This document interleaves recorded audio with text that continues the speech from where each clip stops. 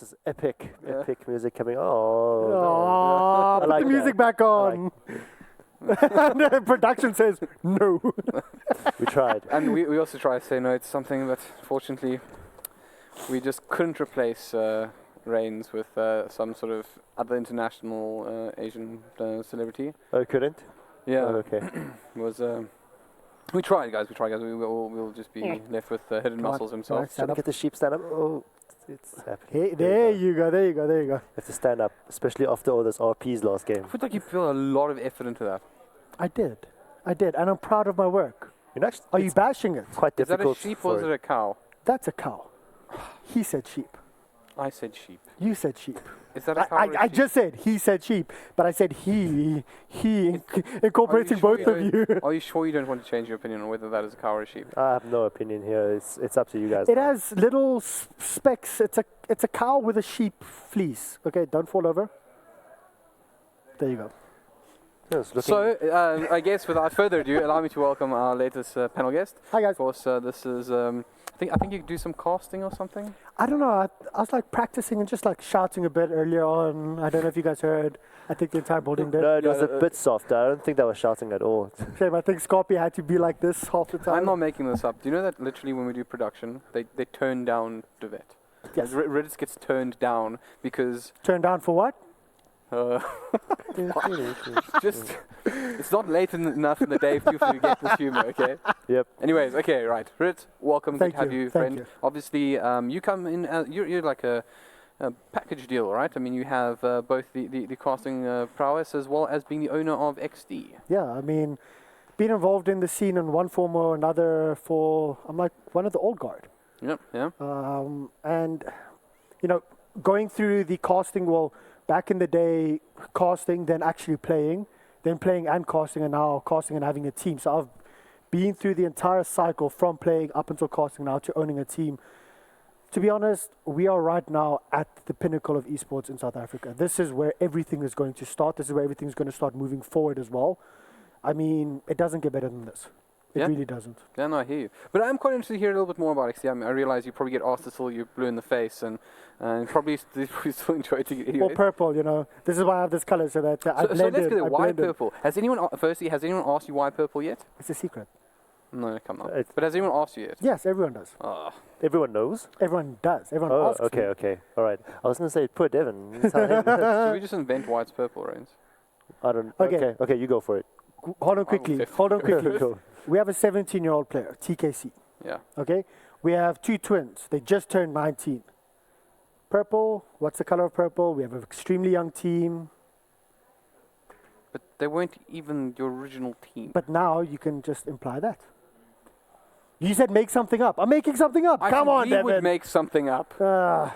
You can see Ridditt and I have never worked together before. And Yeah, that's clearly why we're not, so clearly casual. I feel like I should switch seats. Would you mind? I was hoping you would actually. Yeah. But yeah, Exdee, a little bit more about the team. I mean, we've been now actually a registered company for around 6 months, being official as well. And I'm extremely proud of my boys, my Dota and my CS boys, in regards with what they've actually accomplished in 6 months' time. No other MGO, as far as I know, has accomplished this much in such a short amount of time and actually gained the amazing following that we have with everyone supporting us. We are the underdogs. We always have been over the past 6 months, but we've been improving in leaps and bounds, and I'm proud to be here with my boys. Nice. I mean, you do have an interesting lineup as well. I actually want to chat to you a little bit about a man called Fury. You see, I brought this up in the panel earlier. He kind of lives a little bit under his brother's shadow, but maybe you could introduce him to the viewers a little bit better. I don't necessarily think so. I mean, they're both amazing in their own right. Hunter as a carry and Fury as a support. He's a selfless support. And his drafts, especially lately, like let's say 3 months ago, 2 months ago, to be honest, the drafts were a bit iffy because they were used to playing against open division teams, first division teams, premier division teams, but not the Masters team. So they were extremely aggressive. They would just pick heroes that could run at you. And their team synergy would always allow them to win. And slowly but surely, that mentality is starting to shift away to become that Masters team itself, to be able to secure the early game or the laning stage, or at least not lose the laning stage, move over to mid game. And even though it's a young team, Late game, they can take on the likes of WRG, Bravado, etc., which we've already proven, taking 50-plus minute games and only losing due to ratting. I And see that, here that comes down to you're Anton. going to finish 7th, according to... Yeah, 7th? I'm good with that. But that is Anton Fury. That is his drafting. That's how it has changed. And now the entire mechanic, how everyone talks together and moves together, and having that support, just constantly saying, okay, guys, what are we doing now? How are we moving? It's completely different if you actually hear them talking and just listen to them on TeamSpeak.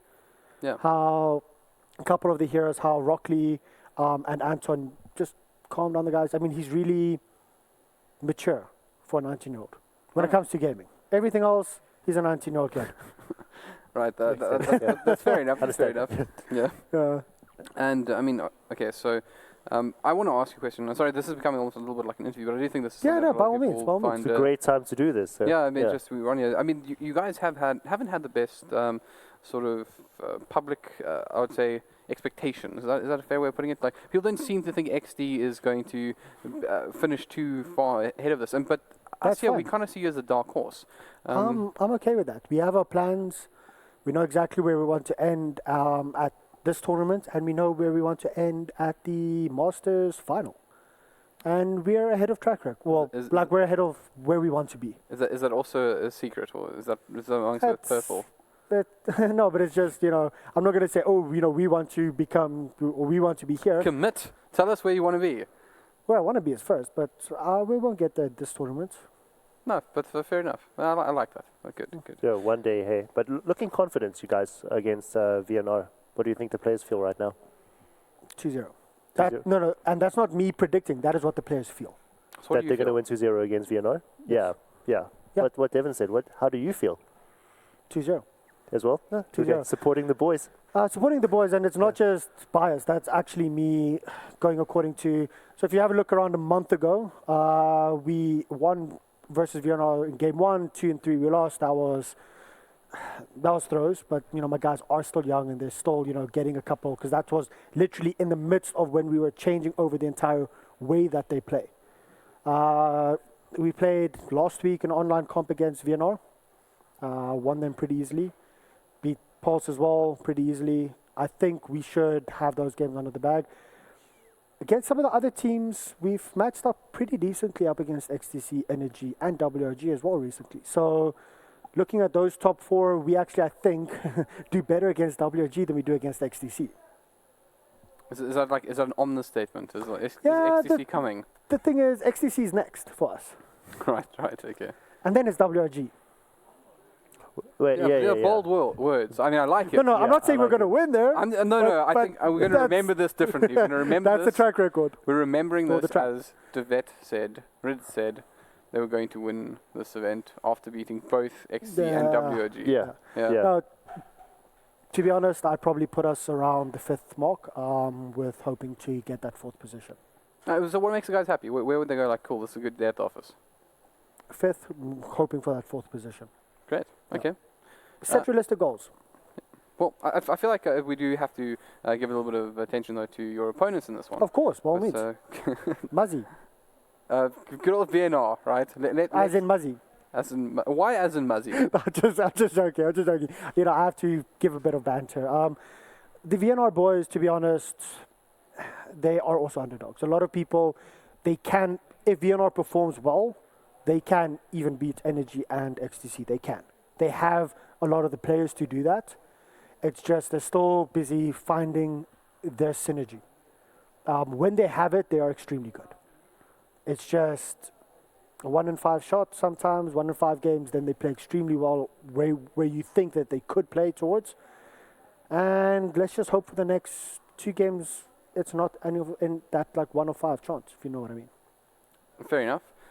Reigns, over to you, because you've been escaping this panel. I've been understanding the XD side more now. Because I great. know you too well. You just sort of, I can just relax. I wish I could. It's like absorbing the information so that, during the next panel, I heard this and this and this. Yeah, because I like it. It's been an ever-changing year for you so far. It's only been 5 months. Yeah. And right now, with the lineup that you have, I think it's pretty solid. I've always respected Rockley as a player. He's been really good since I've started casting Dota as well. So, You guys have a solid leader there. Just not exactly team leader, but also someone that's older compared to the rest of the players. You need the young aggression, the people that just go in and do dumb stuff. I was about to say a different word, but dumb stuff. And then you need the older people to come in and balance that out. Yeah. And VNR also has that. VNR has a little bit more of a spread. Some of the guys are also younger, but it's going to be an interesting matchup. I honestly think both us and VNR are sort of similar in regards with what people expect us to do. But in regards with potential, both us and VNR have the potential to actually reach that top 4 spot. Mm-hmm. Is it good enough then to call this team maybe for right now? I mean, you said you want a 4 or 5 position. So could this be your rival matchup this event? No. Who are you looking at as rival? XDC. Oh, nice. XDC is. Big one there. It's, you always have to have realistic goals. But everyone might say, yeah, XDC is, shooting a little bit too far. There is a chance. We do have a few things that we've been working on. The patch, of course, screwed everything up. Yeah. You know what I don't understand, right? Meepo has been buffed a little bit. Yes, and I know you have Meepo players, and we have 2 Meepo players. One that is known as the South African Meepo player. Yeah. And you and I, we go way back. We do. Yeah, so I feel like you should, just get these guys practicing Meepo as much as possible. I wonder what that was. You definitely said absolutely no intention of picking Meepo. Meepo is a viability. It is a possibility, but of course it will depend on the draft. Because you can always say, yeah, we want to pick Meepo, but if the draft isn't right for that hero, even if you want to pick him, you won't. Or first bad Meepo from VNR. It's possible. It's happened so many times. Yeah, and it's like, okay, guys, doesn't matter what, we're gonna have a Meepo Warlock game now. We're gonna have fun. Meepo Warlock first ban. We're like, really? Yeah, that happens. I mean, that's be nice though if you're getting respect bans. Okay, but hold. We keep just somehow, I don't know why, gravitating towards XD in this. That's why I have my XD shirt on here to show that there is going to be a bias. If I don't have a shirt on, of course, then it's a complete open. Is it when you turn on panel. caster versus yes. You always have to be able to make that differentiation and cut that personal attachment and actually take it professionally. So right now, right now it's just it's like the floodgates of. No, but I mean, no, it's good. It's also introducing the guys and having a more personal, like all the viewers, having that personal interaction with what goes through the guys' minds. What because otherwise you're looking from outside, and now all of a sudden with me here, I'm at least telling you a little bit more about the insides of a team, and a lot of what I'm saying can be fit into any team. It's just so that you can understand what the preparation work is, how you actually go about doing it, and all of the struggles we're going through, other teams are also going through. What I think is quite nice, well, is that you'll also, from a more broader perspective, be able to actually, because you'll be in the booths actually during the game, so it's going to be interesting to see what it's like, and then you can give us a bit of feedback on that. But, no, now we're going to talk about VNR. Whoa there. No. Nah, I know. So, looking at the mid matchup, TKC versus Muzzy. Mm-hmm. I mean, Muzzy has been one of those players where everyone's calling him like a Castaway 2.0 because he plays a lot of the same heroes, and he's also extremely, extremely young. Like Muzzy's been playing now for a couple of years and you can actually see him there right now with his legs up. I don't know how people sit up like this and play like this. Don't try it. It's for the young. Rip my pants like I did yesterday. But having Muzzy there, and if Muzzy gets a good game, I'm sorry, but I've seen VNR go up against Bravado and win, like their mid matchup. I've seen Muzzy playing so well on the heroes like the Invoker, like those typical mid, I want to say S4-ish, like kind of heroes, your Invoker, etc., etc. Is he going to play like that? I kind of want to go back. Is that like his position when he plays? With his legs up? Yeah. I know Mikasa from Bravado. Old Exdee also plays like that. In other words, small people. Small people, I don't know, they pull up their legs and they literally hug themselves and then they play. I can't do that. So looking at the mid matchup though, it's 2 youngsters though. Can you play like that, Reigns? No, definitely not. Right. I tried. You tried? Didn't work. Right, okay, well. Yeah. So I mean the mid matchup, we won't be able to emulate it here. TKC versus Muzzy, I think that's actually going to be one to watch because whoever wins that lane will be able to control it moving forward. And Muzzy has, I think, quite a bit more experience in the mid lane. I mean, playing very well. Muzzy's also, he's got an interesting past. I mean, he was, I can't, who was he playing for before then?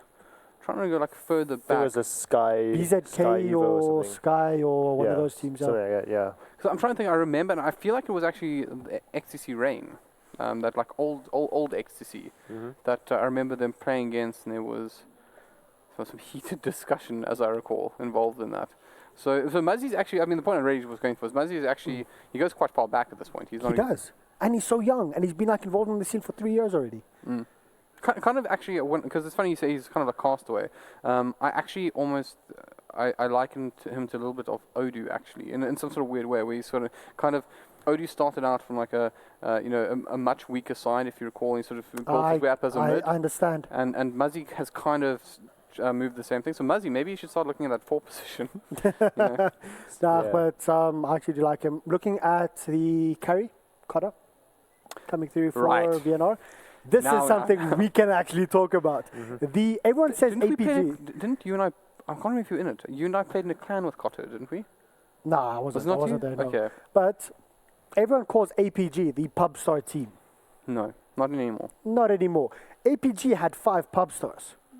VNR has 1 pub star, but that 1 pub star is the pub star to end all pub stars in South Africa. Cotta. Yeah, Cotto, dear old Cotto. What do you call him? He's calling himself. No, he's Cotto. To me, he'll always be Cotto. But I first met Cotta, right, when playing for Pride, right. He was the solo mid there, right. And I remember thinking to myself that this man was like, he was going to be the next big thing, right. I was convinced that was what was going to happen. And then he started playing Rust.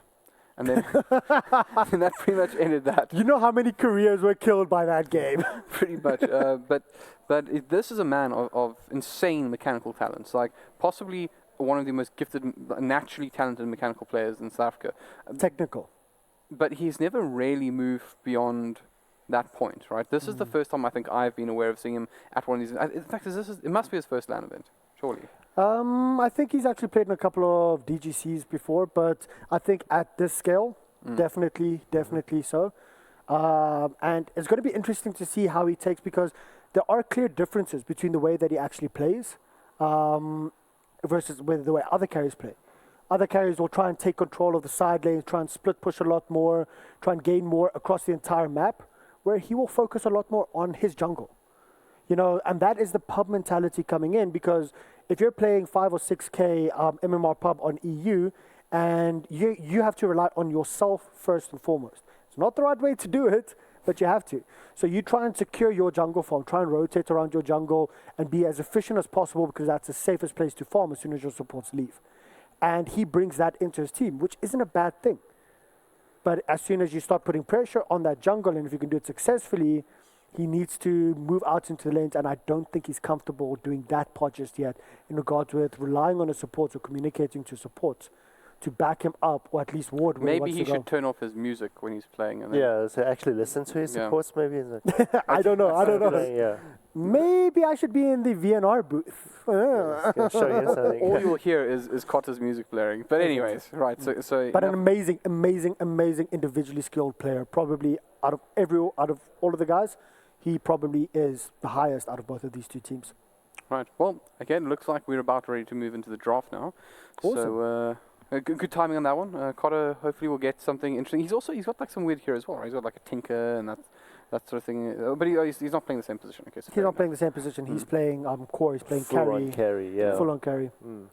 I don't know if you've actually played against him like recently, or he changes his name a lot. So if you ever catch him and he's on your friends list, just add a nickname, because every day he'll have a different name. Just make sure it's the same person. Yeah. Just make sure, because like a lot of time, other people will actually call themselves Cotta, and he's also been the most vocal and the most supportive in a lot of tournaments. He's always watching the South African tournament. He's always involved in actually watching and, trolling this sometimes. Is starting to sound awfully like a non-biased all of a sudden. Oh, crap. Hold on. I've got the Exdee shirt on. Exdee is there. First ban. Who's going to win, guys? Call it quickly. Before the draft, before everything. Say Exdee, because I have a W. This is my job. I have a chair that I'm going to... I'll fight you. Hey guys, what are your predictions? This is VS Gaming. It's not going to be WWE VS Gaming. It wouldn't be the first time we've fought in. There was the Johnny Cage versus. What, I can't remember. What did you play? Okay, wait, hold on. We'll get there. So yeah, but I do actually want to hear your predictions, guys. Okay, but looking at the draft, Warlock being banned out, Warlock and Meepo are the two heroes that have brought Exdee to where we are right now. So quite interesting. Warlock also being in the meta, and Bristleback. Who do you think we're going to combo with that? I think Bristleback is a very standard opening to begin with. Can automatically go to the off lane. Comboing, I think, will be focused more, unless they want to play dual lanes, right? Then they can have super safe lane and then have a solo Bristleback. So it's very open right now, unpredictable for Exdee. Surprisingly, they didn't pick the Meepo first because it's not banned yet. But you guys probably have another strategy up the sleeves right now against your, apparently not your rivals, VNR. Well, I do in fact.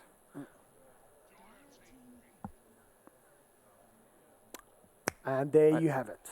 I was going to say. I know you were like waving to me. You were like saying, you know, but you're a little bit slow there. This is something that we've been practicing a lot and that we've been doing well with a lot. And it's a strong pick. But, going through the drafts quickly, Ursa being banned out, Darkshire being banned out. We saw Darkshire being picked up so much today as well. I do like that ban out, even though it's been a little bit nerfed. Warlock, Legion Commander also being nerfed a little bit in the recent patch, but still being viable. Bristleback picked up Shadow Shaman, Clockwork, ganking plus pushing combination there from VNR, quite interesting. But Bristleback IO, it's a staple of Exdee. Can I just say, I think Shadow Shaman is a big deal this patch. Yeah. I think that this hero is actually quite hard to fight around if you're playing against him. It's got a massive amount of pushing power and disables, and don't underestimate the power of just like a well-timed hex. Yeah, but with the Shadow Shaman, this is not me being biased, but the sprays from the Bristleback can eat a Shadow Shaman. The whole duration of your shackle, you can die within that duration if you catch the Bristleback. Well, I mean, farm Bristle's going to kill everybody, not just the Shadow Shaman when that happens. And I just want to point out, Bristleback, one of his new talents, 10% lifesteal, which makes Octarine Bristlebacks even sound even more terrifying. You do not want that hero to get ahead. It's used especially to be in a protracted and a prolonged thing. Yeah, well, like a prolonged fight. You eat up everything. And also with the IO to help out the Bristleback as well. You were saying that Bristleback is really strong, can take down a Shadow Shaman with the duration of the net, but with the IO, not even just the Shadow Shaman, but the Clockwork as well. In the meantime, they picked up the Gyrocopter, showing that they let the carry out really early. But meanwhile, they kind of need a support, they need a mid laner, but they Exdee kind of already showed that they already have the duel that they want to show out specifically to play the game, to play around with. So it's really difficult for Veneration to counter something like that, especially with Juggernaut being picked here right now. Well, it's a very strong draft so far for Exdee. I have questions about VNR, but VNR, they have the heroes. I just don't know if they're going to work it out properly. 4 mids have been banned out here. Tinker, Templar Assassin, Death Prophet, Sniper. So both of the teams focusing all of their stuff. And there's the Magi Invoker. We knew that was coming. But an offlane, a support, a core, offlane, support, a core was the first 3 picks from both VNR and Exdee. Quite interesting how it's like following suit. I think that's a new. I mean, I wouldn't say new. I think that's a sort of stable of ban and picking. Like it's almost like the generic go-to. Reigns, would you agree?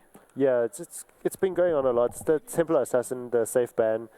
Coming out is the Puck. Reddit's very excited about that. It really was. This is a very good draft. I won't disagree with Reddit at all. You've got your lane sorted. It's a very standard draft, but in the end, if it works, then why not? In the meantime, Veneration pick up strong heroes individually, but it's quite a puzzle to put them together. You're going to need your Clockwork to land the ulti. In my opinion, Veneration, it's a bit greedy because you have your Invoker, you have your Gyro. Both need a lot of farm, yes, of course, all mids and carries do. But now you have your Clockwork that can jump. Okay, and if your Clockwork jumps, how is the rest of your team going to catch up to that? You have an Invoker that can, of course, get a Tornado down at the later levels, but you still need to close that gap after the Clockwork is actually engaged upon, and that will mean a Shadow Shaman needs a Blink Dagger. So now all of a sudden you're you're putting a lot of requirements. We need this, we need the items to actually combo with our spells. Versus Exdee at this point is you just need your spells and your items will be a bonus. You don't need to buy extra items to actually make the spells work, if you get what I mean with that. I guess what you're trying to say is your team wants to fight early, and you're giving us hints. No. I'm actually talking purely like according to draft. I think Veneration's a bit greedy and a bit too much spread out in regards with what they want to accomplish. Look, I must say one thing. The Bristleback Eye combination. In fact, we were talking about it, and perhaps Reigns, you can elaborate a bit on this. But you don't want Bristleback to get ahead of you. Yeah. An Eye Bristleback lane almost makes it more likely that that's going to happen. It is. Mainly because Maiden. you're going to kind of want your Juggernaut to farm up in the early game as well. So giving your Bristleback space to, just cause rampage around the Veneration team. As Reddit said, it is a very greedy team. Just got to focus on the disables there. You've got your Clockwork's ulti, you've got your Shadow Shaman's net, which is, and the Hex as well. Let's not forget about that. And, if it doesn't work out early game for Veneration, I don't see them winning the game. But if they do, it's going to be a very tight one. Crystal Maiden, though, of course, Arcane Aura. Helping out the likes of the Bristleback with the spam and the Wisp, so there will be no mana issues there coming through from the side of Exdee. The last support here from Vener. Okay. I literally just said VNR needs something else to help catch if the Clockwork jumps ahead, because they don't have anything to help with that. Otherwise, you're going to have to buy items. And there you have it, Panda on the Faceless Void. That is exactly what can actually round up VNR's lineup here. And with that pick, it is a surprise pick, and I'm going to be honest, it's a big surprise pick, but it's a good pick. It actually rounds everything that was split up all over the place. It's brought everything together to link the engage, the catch, versus the team fight. You need that link, and that's the Faceless Void. How do you feel about the gyrocopter being picked up as that one position? Good. I think it's brought back now. We used to see a lot of lone druids now, but other carriers since this patch is also releasing, what was big before. And Gyrocopter, one of the biggest heroes. Alliance used them a lot back then at CI3. And, with heroes like this back, a ranged carry, it's perfect. Getting the AoE ulti down as well, they could work out well. Rocket Barrage has I think 1.5 second cooldown in regards with when you use Rocket Barrage versus when it stops to when you can use it again. There's only 1.5 seconds at level 4. That means you can have Rocket Barrage up constantly with just a 1.5 second break between it. Yeah, and that's with... That is so powerful. Good ulti with Void can work out well as well. Rocket Barrage ulti, and then there's still, disables from the Shadow Shaman. The wombo is real. I mean, it almost feels like a really old school combination. But at the same time, I guess it does fall back in the place where we are still establishing what this patch means for everything. And there, in fact, was a time when... Muzzy's playing like that. There you go. Aww. That is unbelievable. Okay, so by the way, for those of you who are wondering, the teams are just setting up their server. So they will be right back in it. I believe they dropped it on an EU server because fun times. No, they dropped to the SA server, but we're doing it on local. It wasn't local. It wasn't a local server, so that's why we just had to redraft. Because the local host is being hosted right here. Right, okay. Zero ping kind of effect. And that also has a big difference. People don't understand. Sure, if you're playing on 30 or 40 or 50 ping, it's fine. But just from there to having zero delay, there's a big difference. Especially on heroes that have instant cost and have like Invoker that can, every split second, every microsecond has a huge impact on the game. Well, scary thought. I don't know, but I don't know the validity of this, by the way. But it was said to me that good old Donny has obviously gone to the international scene and he's picked up an additional 1,000 MMR. Yes. And he claims that the difference is simply not having the ping. Yep. Sure, now you can say, 1,000 MMR difference when you have 100 less ping. Yeah. That's roughly around between 100 to 150 less ping. Now here you only have maybe 50 less ping, depending. So we're gonna use this to say therefore everyone's 500 MMR better. MMR more. I'll take it. Science. 500 MMR is a big jump. Oh yeah, of course. It is a big jump. You could lose 500 MMR within a few days. Have you ever tried gaining and grinding that 500 MMR back? It takes time. Why Dota is a cruel mistress, I guess. It is, definitely. So we got through the entire draft. I know that many would prefer that you do the predictions after the draft, but I quite like doing it beforehand, but we missed that opportunity. Yeah. So I always love doing it before. and I feel like you don't do it know. on purpose. So And then you can come back afterwards to say, do you still agree? right. But I did that on purpose. Very well. So anyways, let's go ahead. Two gentlemen feel... It's 2-0 for Reddits. Yeah. I'm going to soften the blow and say 2-1. 2 XD. 2 XD. Great. Okay. 2-1, yeah. Well, I think the panel does agree. I'm with you as well. I think XD take this. I'm kind of sad to have to say that because I'd like to give you a hard time, but enough of us, guys. Let's hand it over to Succubus and Jubba for XD versus VNR. Well, good afternoon, ladies and gentlemen, boys and girls, and Dota players around the world. We're back for another series of this best of 3 of Veneration Esports versus Exdee Gaming, having their MGO in the panel a little bit earlier. I know he generally played reserve player for the team, not able to make the scratch of actually being a full-time player, but we are here and it is going to be an exciting matchup. I am Jubba, joined by the lovely Succubus. Well, hello, Jubba. We're back and ready for action, I guess. Hopefully this time we see more of an even matchup, as, in my experience, these teams are pretty well evenly matched. So I expect to see 3 games at least this time around. Well, the panel seems to disagree with you, but what I'm really excited about is to see a Void back on the drafting, the draft. I mean, he's been on the bench for quite a while. No, definitely. I'm very, very, very, very, very excited to see this Void. It's been a long time, and to be honest, I actually really need the Void here. Well, I mean, they need something to keep them in call down. They've got the cogs set up. Easy work for Muzzy to actually land that beautiful Sunstrike, Meteor, Deafening Blast. Deafening Blast may push them out of the cogs, but I think by that time, they've already unloaded all the combos that Muzzy needs to on his Invoker. So the game is paused out. Let's take the opportunity to go around and introduce the players. We're going to start on the side of the Radiant. It is going to be Veneration Esports playing for the side of the Radiant. We have got Muzzy going to be playing on the mid Invoker. In the off lane, we're going to have a Panda 737 in the bot side. Looks like they may actually be trying to try it out. Just a bit of a try lane here. Wazoo going to be on the Shadow Shaman. We've got a 1337, or better known as Leet. And we have got our pub god Cotta going to be playing the Gyrocopter. Not a standard core that would look towards the Gyrocopter. He's how do you feel about the Gyro being brought into to the draft? Look, the Gyrocopter I really like now, especially for the level 20 talents with the 20% cooldown reduction. Look, Gyro was one of the most viable carries, like I would say about 2-3 years ago, because his flat cannon was just like retarded.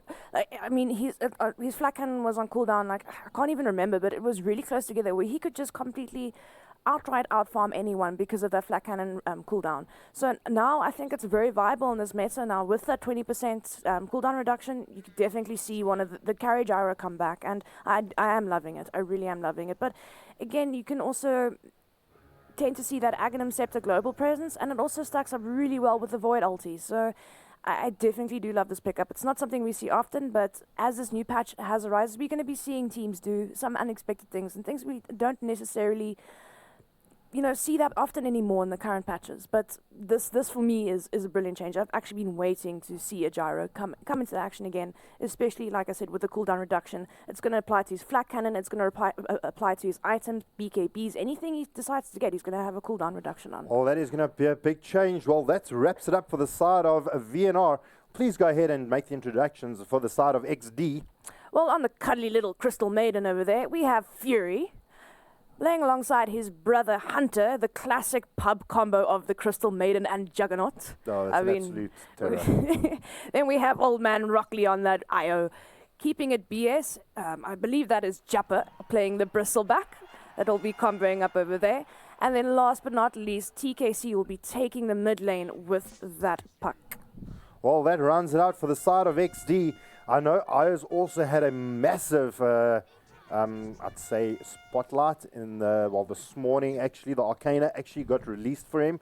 An amazing Arcana. I think if you reach a level 256 on your compendium, you actually get released that new skin, as well as his talent tree has been upgraded, that at level 25, his tether stuns going back to good old DotA2.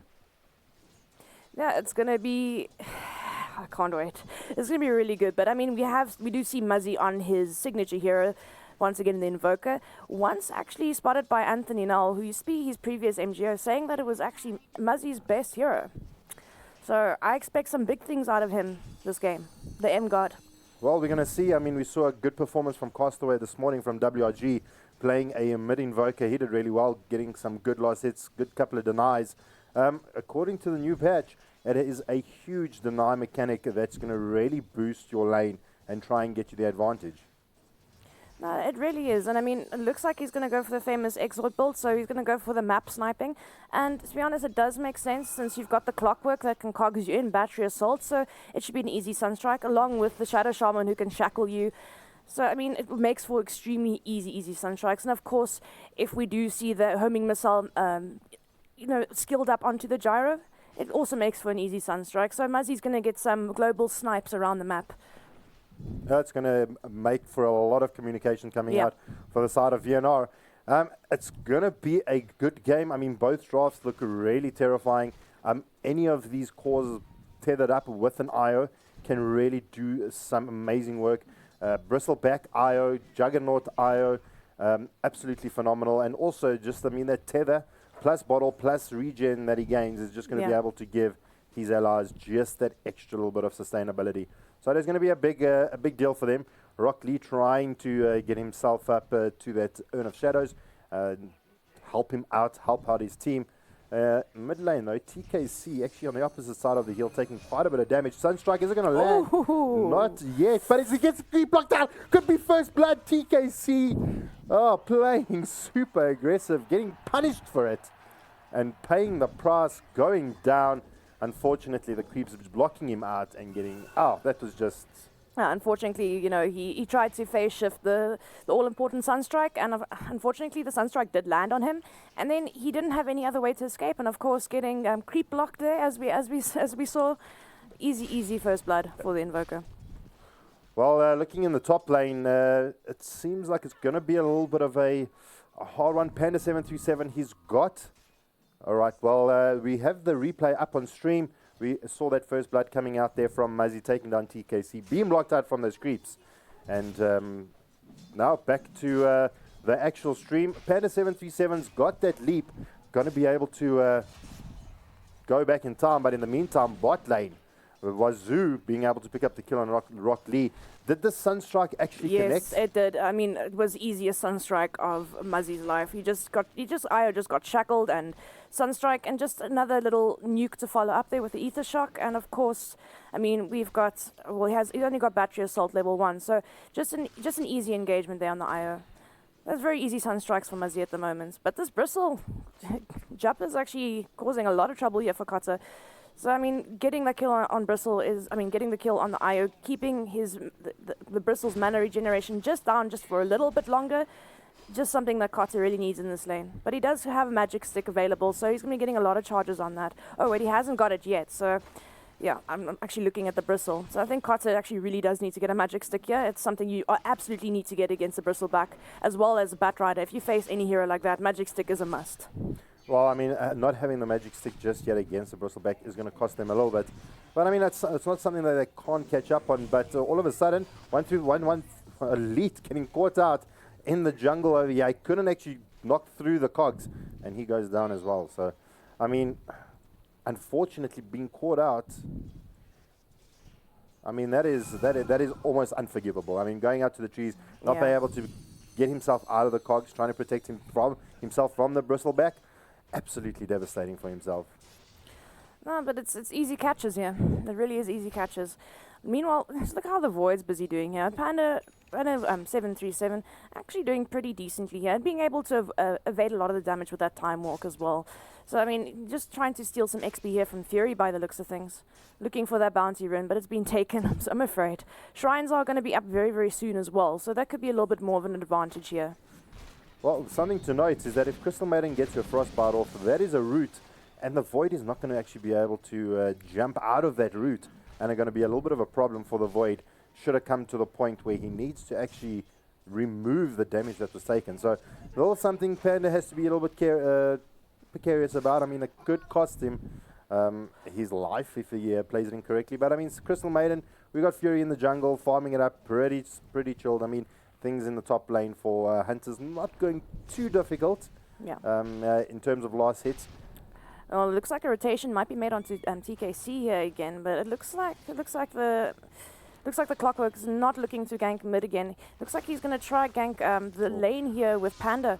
He's not yet got Chrono, so I mean, he's very close to his level 6, but an infused raindrop is helping him out there. Another thing I wanted to mention about that, I mean, once Fury gets that level 1 root on him, sure, it doesn't last that long, but as soon as Hunter starts ulting him, he's just going to be able to time walk out of it or Chrono defensively. So for me, it's very unlikely that the Void does die here with the Crystal Maiden in CM if he plays his cards right, especially with the infused raindrops and of course that poor man's shield. It makes him really hard to kill here. Well, it's especially in the earlier parts of the game. Yeah. I mean, VNR needed something to actually get something done.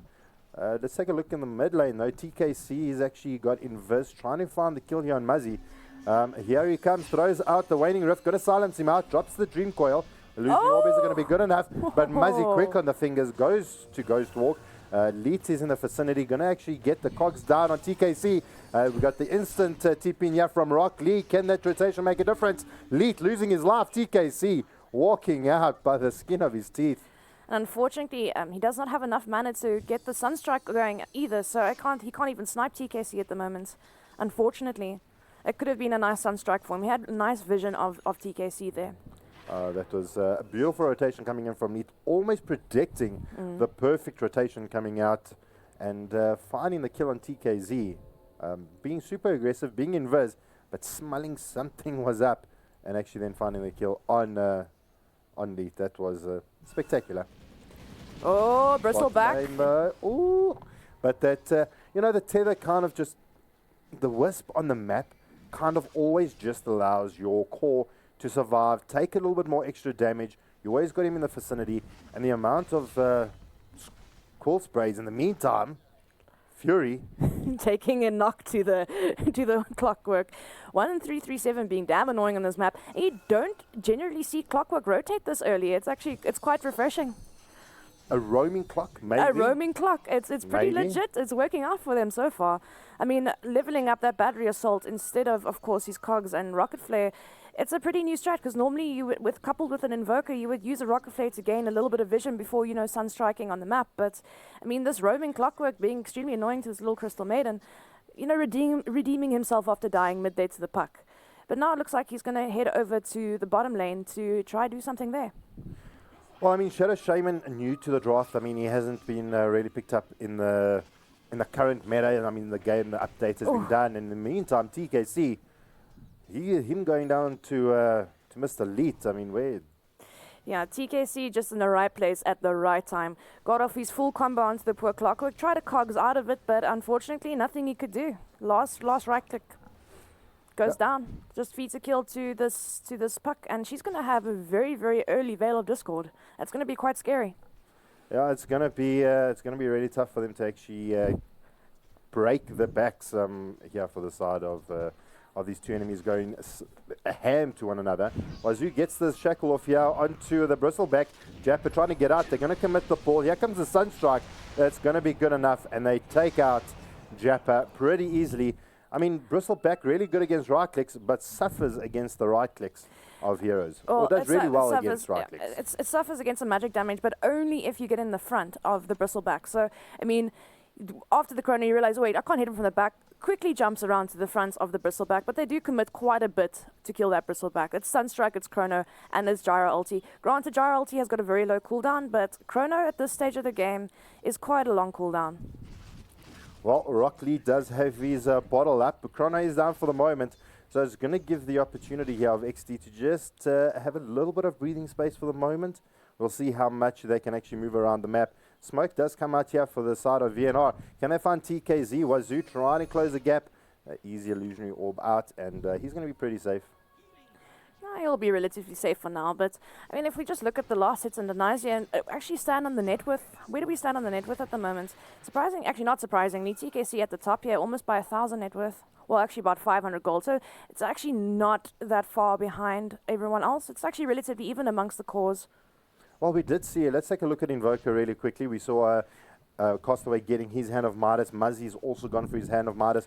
So, I mean, we had a little bit of a debate earlier, but hold that thought. In the meantime, bot lane, the Jap is surviving by the skin of his teeth. Coil does come down. They're going to find Cotta. Can they actually get the snap off? It's not going to happen. It does eventually. Can they actually pick up the second? Wazoo actually Fury fires up. Not going to be able to find him. And now the illusionary orbs are going to connect. And beautiful route coming out from Fury. Fury's like, no TKC, this is mine. I've chased him everywhere. I've frozen him twice. I right-clicked. I got juked by Magic Stick. I want this kill. Wow.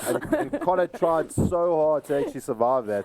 He really did. He was trying to play with Fog of War, and Fog of War just wasn't his friend. Looking in top lane, though, Cog comes down into the Blade Fury of the Hunter. Hunter gets the Omni Slash off, trying to find a kill.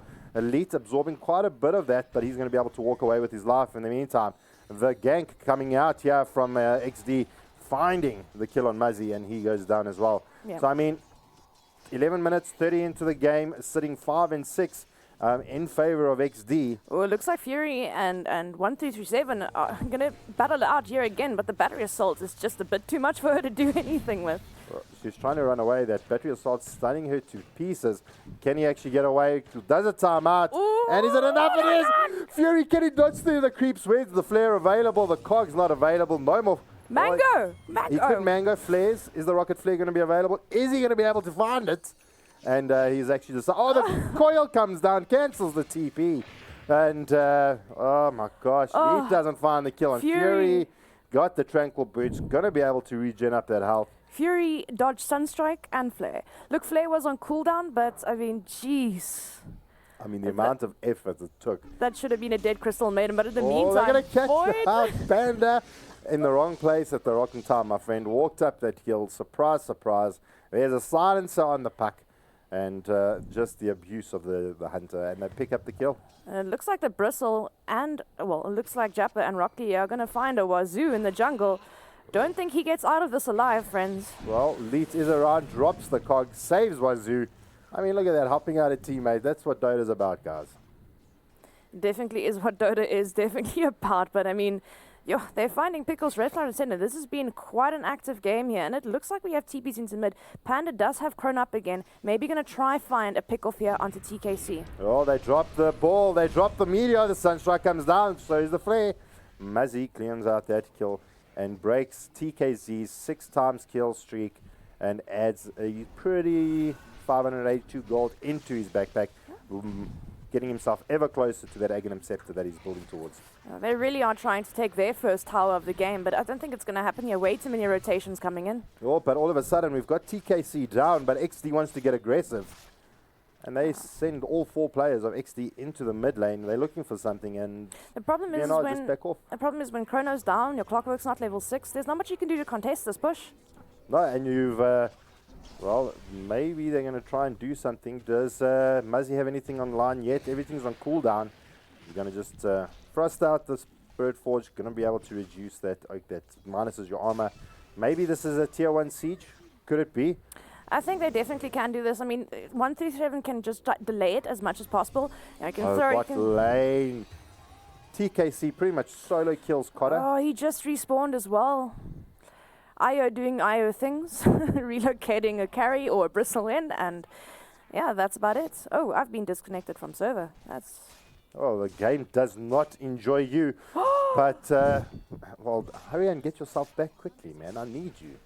I'll just watch off your screen for now. Exdee congregating in the mid, going to put some pressure on this tier 1. Flare comes out. They know the position of the clock. They know somewhere in the top lane, so they're going to take tier 1 mid. They're going to lose the top tier 1 top. And they're going to pretty much trade towers. They've actually committed snakes to this. Yeah. And is this the call for Exdee to continue pushing mid? I mean, all players are out of position at the moment. Cotta making his way to the mid. Can they actually find something here? Does TKC jump in? He has got that Val trying to get himself towards that blink. Going to make a bit of a difference when it happens. Homing missile gets taken down pretty easy. Cogs getting dropped out. Orb going to be able to just keep TKC at the back. They drop the coil just on Lead. Is it going to be enough? It is. They're going to bring down Leeds in the sidelines. Pretty uneventful. They delete him really quickly. Yes, they do. They're going to put, I mean, This tier Clockwork 2, needs some levels, man. tier 2's taken already quite a bit of a beating here. I mean, we're sitting on 1,790 HP for the mid tower. And Exdee, okay, they say, right, let's get out of here. Let's take some other objectives. Maybe go back to the farm. Let's push our top lane. Yeah, look, they've committed wards to taking towers, so they can't viably defend with wards. The Clockwork's not yet level 6. He has got very little levels on him.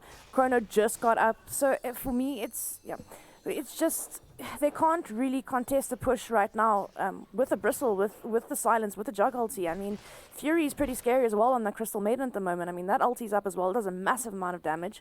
So, I mean, if she stands on the sidelines in the tree somewhere, they can't realistically get her. They have to go through a Bristle who's in the front lines. They have to get through TKC, and of course they have to get through the Jug as well. Of course, that there's all that important healing ward. So, I mean, for a Clockwork to viably get to the Crystal Maiden or anything squishy where he can just quickly pick it off, he needs that level 6, and we need Chrono to be up, which it is up now. So maybe we see a little bit of a game changer here. Well, I mean, the question is, I mean, you drop the bubble from the Void. Yeah. I mean, the Crystal Maiden doesn't get caught in the bubble. She can maybe still Frostbite Void if he's on the right side of the bubble. But, I mean, you can still drop down your freezing field, catch whoever's in the ball.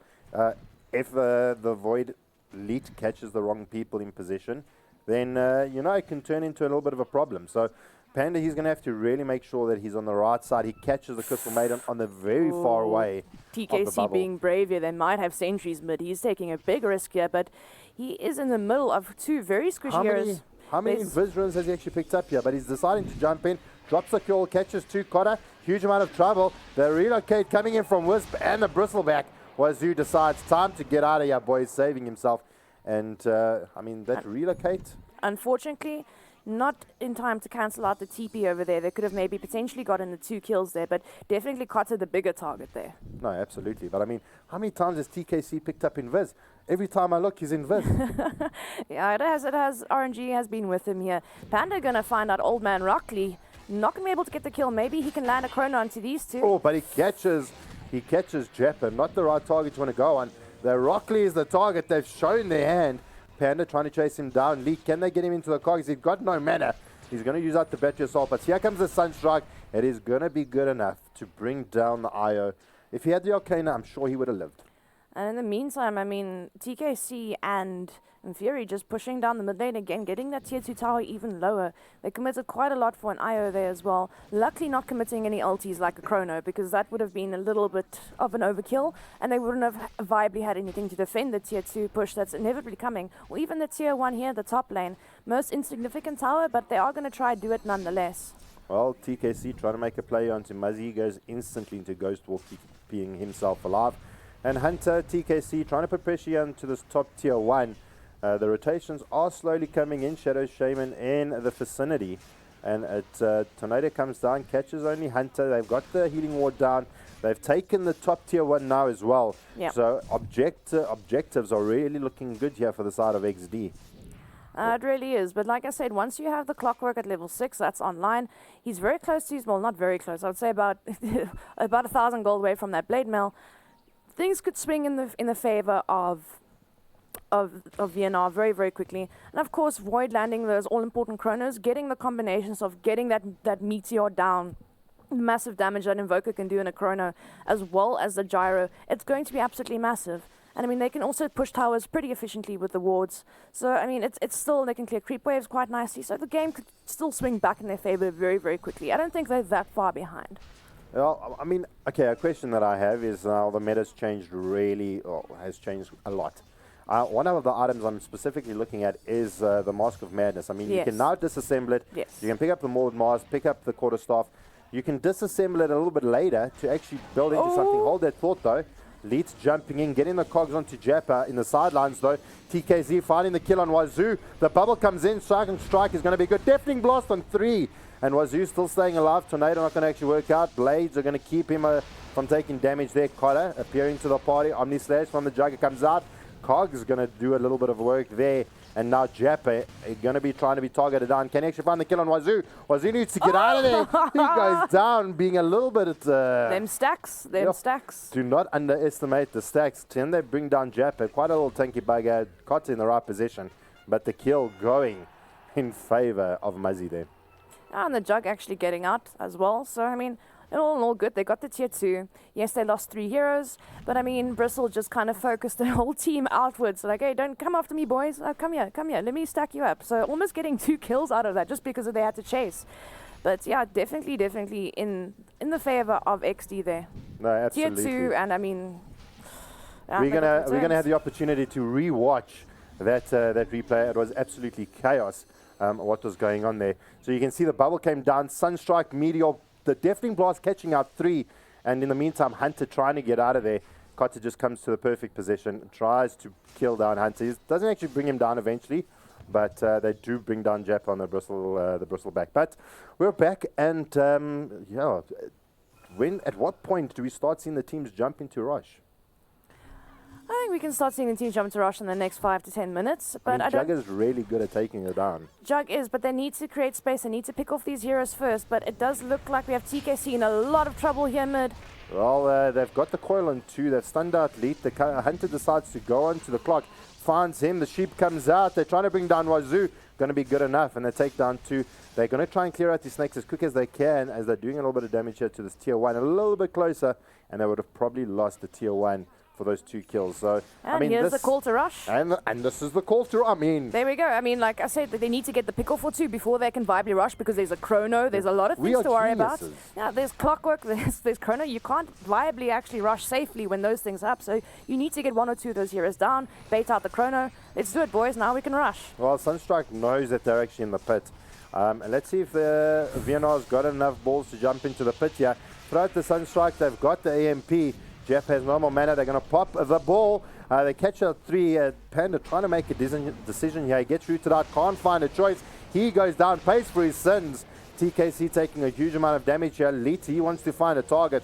Crystal Maiden trying to drop the freezing field. Gets cancelled out here from the cogs. And in the sidelines, we've got Muzzy doing his best to bring down Hunter. He does. And now, Rosh is open. VNR Carter, can he actually pick it up? He gets it. He gets the Aegis as well. VNR from nowhere picking up the kill. They lose Muzzy. Jappa goes down as well. And Cotter on the Garo gets the kill as well. And Aegis is down around the 3 players here for Exdee. This is going to cost them a lot. Gyro's definitely dying again here. Well, he throws out the illusionary orb. Cotter, can he make it out? No. And homing missile out on TKC is not going to be good enough. And he bites the dust. And there are 3 players here from Exdee survive. Please, if we can have a replay of that immense fight that took place. Well, look at this. We've got Cotter. The Rosh is on very low HP. He picks up the Aegis. The tornado comes out, doesn't connect on the players of Exdee, and gets that kill eventually. I mean, unbelievable Rosh fight. Unbelievable Rosh fight indeed. I mean, respawn time, you know, this early, you up very, very quickly. They do scout it out. Beautiful tornado to come and just engage there. But unfortunately, it did cost them a 5-man wipe as well as the Aegis. Yes, denying the Aegis from the other team, but it's still a huge advantage in Exdee's favor. I mean, you lose 5 heroes. Well, let's take a look at the net worth graph. It's going to explain a lot. Yeah. Things really looking good here for Exdee. A little bit of a bounce back, a little bit of a negative pull here. But I mean, they're sitting in around about a 5,000 net worth advantage in terms of XP. I mean, it bounced back really well. Yes. And then all of a sudden went back to Exdee. So, I mean, things are looking a little bit tight for VNR. I think the biggest problem was also that he didn't get Fury inside Chrono, and he just was able to root up the Void, so he couldn't attack anything. And then immediately he literally couldn't attack while he was in Chrono because he got rooted by CM's Frostbite, who's what's now at level 3. Immediately after Chrono, TKC just silences him, and they're able to burst him down pretty easily. It's just really unfortunate that they didn't catch the Crystal Maiden in that Chrono. Well, I mean, we did see the clock actually cancelling out the Crystal Maiden's ulti. I mean, that was a huge amount of damage. She almost casted it and then got cancelled almost immediately. Yeah, but that's after the Void died, though, unfortunately. But that's what I'm saying. The Void Chrono there, it would have been brilliant if he could actually do something in it. Yeah, absolutely. And he caught Cotter inside the Chrono as well, so there's no damage coming out from the Gyro. It's just everything that could have went wrong there did for them. Initiation was brilliant, coming out from Muzzy there with the tornado. Chrono was good, but then you catch your main damage dealer in the Chrono. You don't catch a Crystal Maiden in the Chrono. It's going to go sour. And that was a perfect example. If you do not catch that Crystal Maiden, that route is absolutely devastating. Yes. To any heroes that want to actually jump out. I mean, it's really good against Puck, actually, if they were actually on the opposing teams.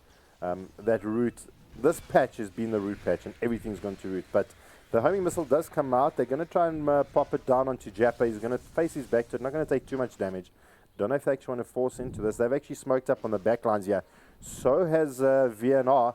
They've revealed the Void, but in the backlines we do have Leet waiting on the clockwork, trying to find that perfect hook. Let's see if something actually happens here. If that blade mill is up, so it's actually going to be doing a lot of things. But oh no, I think. Oh, the jump comes in. They're going to find the Void. He tries to leap out. The route wasn't there. Crystal Maiden needs to close the gap. Leet throwing out the cogs. Going to be able to push Exdee back just a tad. Blade mail out onto Leet. He gets the kill. Hunter taking 0 damage while in Omni-Slash form. And we do lose the clock. We do lose the clock, but he did save the Void's life there, who was horribly out of position, knowing that the team was pushing in. I mean, you just have to be the sacrificial lamb sometimes, and in this case, unfortunately, it was 1337. He had to pay the price. He had to pay the price for someone else's mistake. He paid the piper, and for that they lose their tier 2. I mean, they've taken all outside objectives. Yeah, but Muzzy being very efficient here in the mid lane, taking a tier 2 of his own, split pushing them. So, I mean, still good. That's cheeky. Trade for trade. Oh, that was cheeky. Muzzy doing Muzzy things. Oh, that was absolutely cheeky. I mean, VNR's lost all outside towers. We've got Exdee still sitting with 3 of the outside towers. I mean, objective taking this patch. I mean, this patch has been thrown towards us in the last 4 days, trying to see what the meta is, trying to see what teams are going to be looking towards. And I mean, it's been really quick games. I mean, 26 minutes in, 27 minutes in. Do you think teams are actually looking to rush to actually, because we don't know what's happening, let's just rush in, try and finish the game as quick as we can, so that we don't have to experience this further. In this current patch, taking high ground has become a bit easier, because taking high ground in the previous patch was a little bit harder.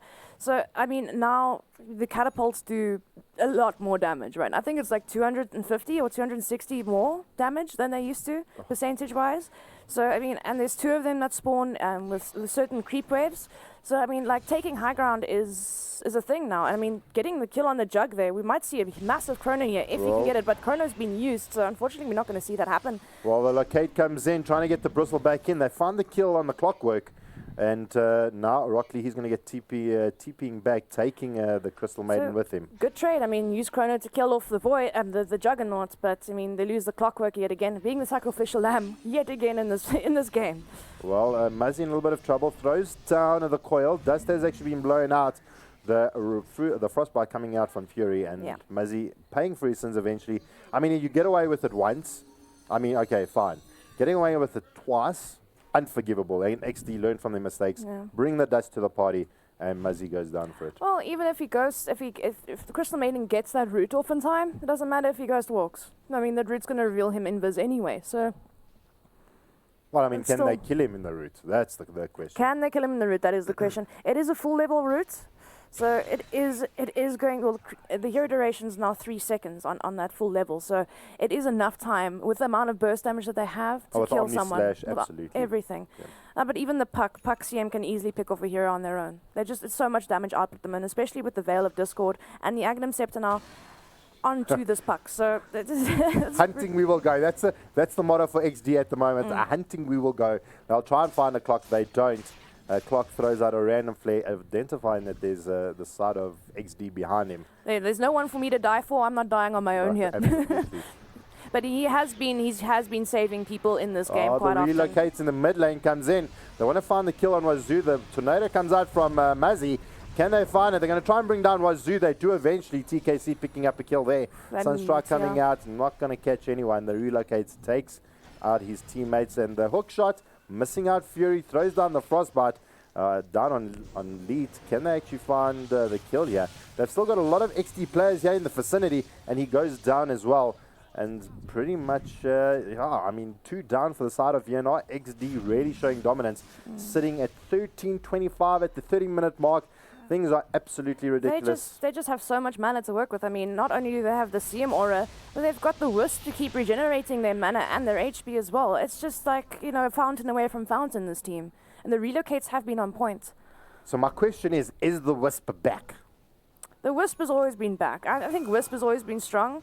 Yes, it was stronger when your tether did stun people instead of slow, because you could cancel TPs and such and so on and so forth. But I think Wisp has always been a really strong hero. It's just a lot of people don't play the hero often and can't play the hero properly. So you don't see him that much in the South African scene, and also not so much in the international scene. You've got very few players that can actually play a very good Wisp. I mean, I remember watching one of the TIs where Dendy took Wisp mid and absolutely wrecked in the game. He got hard, Dagon, it was absolutely ridiculous. I think you could put Dendy on a chicken and it's still dominating. Yeah, but it was really funny to see, because no one was expecting him to take the IO mid, and he did. But yeah, it's just a hero we don't see often because a lot of people can't effectively play him properly.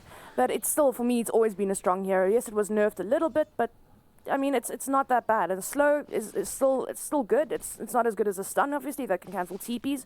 Because I mean, sometimes you don't, with a hero like Bristleback, you can't necessarily cancel out a TP, so relocate could get wasted in that way. That's why you normally see combos with Tiny or Sven or, you know, IO combos like that where you can actually cancel TPs. But it seems to be working out nicely for them. And of course, you can always relocate with a puck and cancel TPs with a Dream Coil. So for me, like, it's still, I love this. I love Wisp. I love seeing him on the map. Oh, well, Muzzy, he's got some pheromones floating around him. Ooh, as Fury. Exdee are attracted to him. He gets taken down really easy with a 4-man gang coming out from Exdee. It's confirmed Fury doing his Glimmer Cape challenge. The quest challenge. But Oh, guys. I know I'm talking about this Wisp a lot, but also another thing that Wisp does well is stack camps with the spirits. He can stack 3 to 4 camps effectively at the same time now with the minute spawning again. Well, So I mean, that is something as well. The jungle has received a nerf and a buff at the same token. So, I mean, the old kind of Dota is kind of back. The Wisp's back. I mean, stacking jungle could be back. We haven't seen it happen too much. We've seen a couple of ancient stacks being stacked. But, I mean, look at Exdee. They're pushing higher ground already. yeah. And, I mean, VNR committed to take down the tier 2, put them out of a little bit of position here. The rocket comes out, holds down Hunter for the moment. Panda waiting for that perfect chrono. Can he actually catch the Crystal Maiden at least +2? I think at this point, you can't just wait for the perfect chrono, especially when you're defending high ground. You want to pick off the carries, you want to pick off... But the problem is that, you know, we've got 4-staff Glimmer Cape on the CM, so she can effectively save and 4-staff someone out if they get into trouble. She can also, but obviously not when they're in chrono, but also the supports are all the way at the back, so there's no easy pickoffs for this team. I mean, maybe smoke and wrap around when they try push. Maybe you can catch them out that way. I mean, maybe do the loop. They're pushing. Do the surprise. Hey guys, we're here. We're not on our barracks. So what Sakibus is talking about, the enemy team's pushing in this way. What the side of VNR essentially does is they loop around this way, smoked up, come from the back, and surprise, boom, boom, try and take down the side of Exdee. Maybe opening up a little bit of a gap, maybe too risky, I suppose. I mean, the game is now 33 minutes in. Rosh 1 is down. Waiting for Rosh 2 to come back up. It is up. Exdee doesn't actually know it's up. VNR actually does know it's up with that Sunstrike coming out from Muzzy. So they may think that Rosh may be underway. And unfortunately, I mean, they didn't find anyone here in the smoke, but it also viably said that they do have buybacks on the 2 cores here for the side of VNR when they don't have any buybacks for the side of Exdee. So if they can catch this team out, no. Well, Omnislash finds out Wazoo, takes him down really easily. That hurts, yeah. Yeah. But the hookshot comes in from Leeds. He's going to be able to catch that Hunter, tries to manta out, going to dodge the Sunstrike, going to eat through the cogs, going to walk his way out of there. Easy glimmer, easy blink, and Hunter gets out of there, taking off the kill from Wazoo.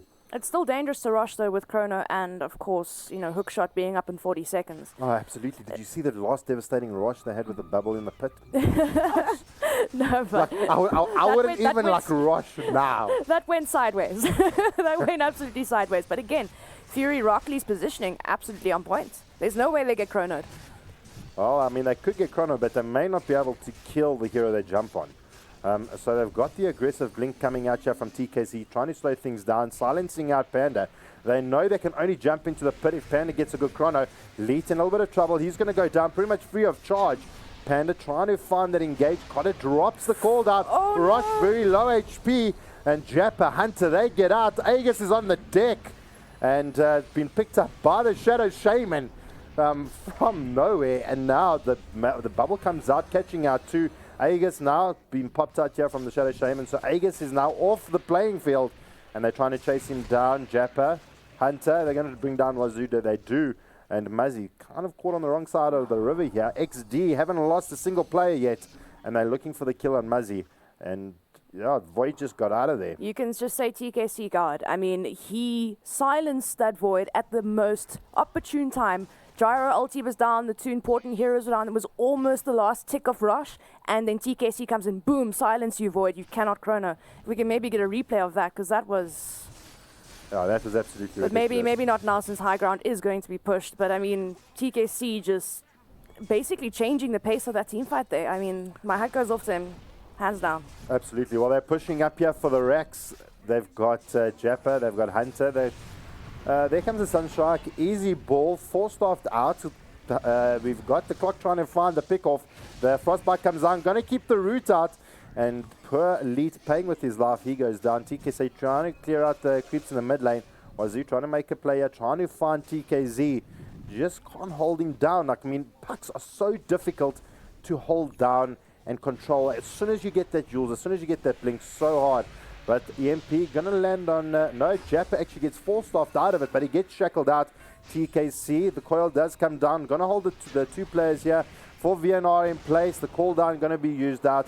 Not gonna catch, just catches Hunter on the tip. And the homing missile isn't gonna be good enough for a little bit of follow-up. And it's gonna be easily taken down here from Rockley and Hunter. Oh no! Oh, wait, you're lucky. It's not like it's going to do a whole bunch of damage to Jappa Jappa. said, I'm going to face you, boy. I'm going to take it to the face. I'm going to take it to the face. And he just wants the gold. He's greedy. See him now being very cheeky, trying to find Muzzy. Fury, I don't think you can take on a solo Invoker by yourself. It's not happening. Oh no, Muzzy's setting up for something big here. Oh, there he comes, blinks in, tornado, sunstrike, meteor, and easy glimmer cape out. Do you have dust, Mr. Wazoo? You don't. If he gets out of this. Cold snap, is it available? It is. Instant sheep, and the lightning coming out. Just doing enough damage for Muzzy to actually pick up the kill. Cog is in the meantime trying to get some work done here. TKC in a little bit of trouble, but he pops down the Yules. TKC in the area. Do they want to continue on this? After very low HP. Aggressive jump forward. They're going to bring down the clock eventually. No, is it going to be enough? There's a homing missile onto Jappa. Oh, wow. Even the coil being used. Wazoo going to be able to TP out. Nothing else they can do about it. Sunstrike not going to be good enough to actually bring down TKC. So in the end, Exdee lose two supports for position 4 and a position 3. So not a good trade in the end there. And Lock committed for it as well. Hunter aggressively jumping forward, clearing out the racks. Easy spin, easy takedown. And now Jappa, can he actually be held out? Wazoo find the grips. And not under the force of the snakes, but cooldown is going to be used out. They are fighting him out on the back. Gotta take a huge amount of damage. It's 12 stacks of cool spray on these guys. They need to get the hell out. I mean, how did Muzzy even blink out of that blade mail, the Blade Fury? That was absolutely ridiculous. Relocate being used, getting his Hunter teammate out of there, and TKC just clearing out the homing missile, dodges the tornado, and easy peasy, lemon squeezy, says Exdee. That's absolutely ridiculous. I mean, the Bristleback got about 7 to 8 charges onto that poor Shadow Shaman. He just dropped instantly from the cool sprays. I mean, his job was to just stand there and disable that Bristleback. The rest of them needed to get the hell out of dodge because, I mean, Kotta as well as Muzzy having about 12 to 13 stacks of cool spray on them makes them extremely squishy. No, it just explodes, and the amount of damage that he takes eventually just starts extruding. Like, I mean, I can't even find the right word. I mean, he starts like just absolutely popping out those calls. I mean, he's got that 10% life still now at level 20. So, Bristleback, very, very strong hero at the moment. I would probably go for the 30 health regen. Okay, he's going for his heart, but plus 25 quill stack damage is also pretty legit. I think it's very situational, but Fury here in a lot of trouble. Glimmer cape up. And guys, where's the dust? Where's the sentries? Oh, they dropped the sentry. The hookshot finds out Fury, not going to happen. The Omni Slash dodging around, eventually finds Muzzy. Muzzy in a huge amount of trouble now with very low HP. Hunter's trying to look for him. He's going to be able to blink out. Kotta The next person to be under attack drops cooldown. He does actually hit the deck. The relocate comes in a little bit too late. Could actually be a little bit of a problem here. And now we lose lead. And Exdee haven't lost the player yet. Only 2 alive here for the side of VNR. Does VNR have enough in the tank to defend this? Well, only buyback available on Quetta. Yeah, they do need the 2 supports, though. They need the wards to be able to try to do something. But then again, wards are such on a low level. Hunter's going to be able to get rid of that. Ooh, that's Chrono almost catching 3, but eventually only catching the 1. They're going to lose Jugga eventually. And Jappa, now he's the one trying to take the front. He's going to be charged down here. Panda can't get out of it. He goes down. Fury taking a huge amount of right-click damage here from Muzzy, but Kotta gets the kill. And Rocket homing missile out onto Jappa. Muzzy once more. He's trying to chase up. TKC, can he actually help out here? Well, the aggressive link forward. Honestly, though, stop focusing the bristle. Go for his IO. Look at that. Oh, wow. Muzzy I mean, killed himself. they keep focusing the most tankiest hero in the team fight, and they're just getting nowhere. All the other heroes are... Ooh, the glyph. flak cannon. The clutch glyph coming out here from VNR, keeping it alive. TKC trying to knock it down. Wazoo gets the shackles off. Rock Lee in the background, keeping TKC alive. I don't think they're done. Actually, they are. They're going to relocate out. Do you think he can actually get that instant TP relocate perfect? I think he could. I mean, he might be lucky and actually get there in time. He might get there. There we go. He's going to relocate with the puck. So there's no way they go on him now. But, I mean, if you think about it, these fights, they are focusing the bristle back. They are focused. Okay, Hunter, you can go down with the Chrono like they did. But stop focusing the bristle back. You're not going to get anywhere. Go for his supports. Oh, here comes a little bit of action. And they're going to try and find the kill here. They do take down the Radiant. They bring down Leet. The rocket down onto Jappa. Rock Lee getting the tether off, going to keep his teammate alive. Homing missile. They keep throwing everything at Jappa. I mean, this Bristleback has played his role perfectly. You are going to be the rabbit in the hat. You are going to be the one that is going to distract everything, while TKC from the backline does all the work. Gets stunned up here, Jappa. Panda going to try and go hand-to-hand combat here with him. Not going to work out. It's not happening. Has to actually jump out. The homing missile again being used out onto Jappa. Wazoo gets the sheep off. There comes the rocket barrage. Wazoo waits for the net. He gets the net off. Gets forced out. The coil comes down. The bubble on 2. TKC on the wrong side there. The root comes out. Roots out Panda. Panda can't do anything. Cooldown being used out. Debates a lot of that damage. And leaps that off. Wazoo taking huge right click here from Hunter. We lose Wazoo. The Sunstrike coming down. Not connecting anything. Omnislash trying to get some work done. And he does eventually bring down the clockwork. But again... And Exdee survive through it, and with like hardly any damage to them. But the thing is that again they attack the bristleback. They Chrono, and what does Panda go for first? The bristleback, not for the IO that's in the Chrono with him. He goes for the bristle. It doesn't make any sense. I mean, if you obey the laws of Sun Tzu, I don't know if you know who Sun Tzu is. The God of War. The God of War. If you obey him, avoid what is strong, attack what is weak. Honestly, like that is a philosophy. No, but it really is that way. You can't keep focusing the bristleback and think that you're going to win the team fight and the rest of the heroes just get left alone. It's been an issue in the last like 6 or 7 fights here. Look, I mean, there was almost a point of light for the side of VNR. They touched the 0 line, started dipping down to the bottom, and things from there just started getting worse and worse and worse for them. I mean, looking at the scoreboard really quickly, I mean, Muzzy getting 11 for 6. I mean, TKC 15 for 3. I mean, the mid lane's doing really, really well. Yeah. But I mean, the other lane's doing really well for the side of Exdee. So, yeah, I mean, Exdee did really well. It seems like the prediction so far from the panel has been really on point. And it's been absolutely fantastic. The goal per minute from the side of Exdee through the roof. I mean, even Rock Lee on the Wisp. I must say, GG boots. My hat goes off to TKC here. Definitely man of the match for me. He made some brilliant plays, rotated around the map like an absolute genius. And I mean, he got some key silences off there. Really, really good silences off, especially the one in the second rush where Chrono, I mean, they were perfectly situated to actually set up like a really big team fight. And that one little silence on the void there changed it for them. And I mean, it could have been VNR's comeback fight. And just because of that one little maneuver. Yeah. Goodbye. Thank you very much. And you think even with VNR picking up the Aegis, that they could actually swing it around. The Aegis got picked up by the Shadow Shaman. not even one of the cores, and things still made just it couldn't work. actually bring it They back. still made it work. And then actually, it sometimes is nice because then there's extra disable, there's extra shackles. But the thing is, he doesn't survive long enough to even cast 1 or 2 spells. He can't viably stand there and shackle someone because he's just going to die. Absolutely. But I mean, for me, the biggest mistake was going for the bristle. I mean, you chrono, Io, and bristle. Who you gonna try kill first? You go for the Io because you can actually viably get the kill on him. You're not gonna get the kill on the bristle. It's not happening. Yeah. Well, I mean, the game 1 has been taken down. VNR versus Exdee. Exdee take a convincing victory with a 43-18 kill on a 43-minute game. We are going to. Yeah, I mean, it was a really, really exciting game, and I mean, what can we expect? And hopefully game 2 is going to be really good. So if we can hand it over to the boys at the panel, are they going to be able to tell us what's going to be in store for game number 2? Welcome back, guys.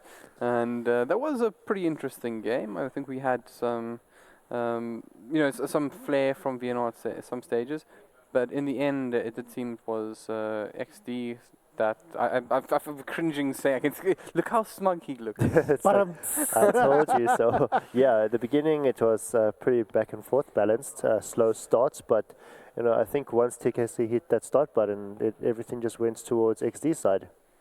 Dude, that kid, 17 years old, he was involved in 38 out of the 43 kills. That means only 5 kills out of the 43 he was not involved in. I mean, come on. That's just insane. He controls the game, and then he allows people like Hunter to actually come back towards the later stage of the game. Sacking Hunter a little bit towards the early stage, and then securing Hunter for late game. The 2 supports, I just have to say, I mean, I don't know how many times they want to keep on running into cogs over and over. It's like the cogs get dropped. They want to get that side. They don't care that the cogs are there. They just keep on bouncing back and forth. I don't know if they understand how Well, Ritz as a coach, the I could understand. mechanics actually work. Just I'm actually not with the team right now, but I wanted to say, you guys know bash what on cogs them are. as soon as he gets back to the support players. But speaking about cogs, I felt like Lead didn't pull up that game. I think there was 16 deaths and 2 kills. I think both kills on the IO. As an offlaner, you expected to push for much more, for much better stats. Look, I think as far as League goes, there was one moment for me that I guess sort of best describes how his match was he was actually chasing quite deep, I think, after the Crystal Maiden. Yeah. And That specific one, Reddit actually came to me halfway. So you see that Duke from the Crystal Maiden, yeah, where Clockwork was trying to chase all the way across the map and then getting ganked from behind by the puck. Not one of the nicest feelings about that. Yeah, so it's definitely a little bit of a disappointing affair for him. Yeah. But there were definitely opportunities. I think we saw a very nice Chronosphere into Meteor combination coming out. Yes. You must have been a little bit scared there. Right? No, I mean, to be honest, if you actually stand inside of the booth and you hear how the guys are talking, I haven't heard another team that actually communicates as well as my team does. It's constant. There's never any white noise, but it's the right kind of communication. And the one thing that they kept on saying over and over is Chrono, Invoker. If Invoker's down, push. We can do whatever we want. If Void is down, push. We can do whatever we want.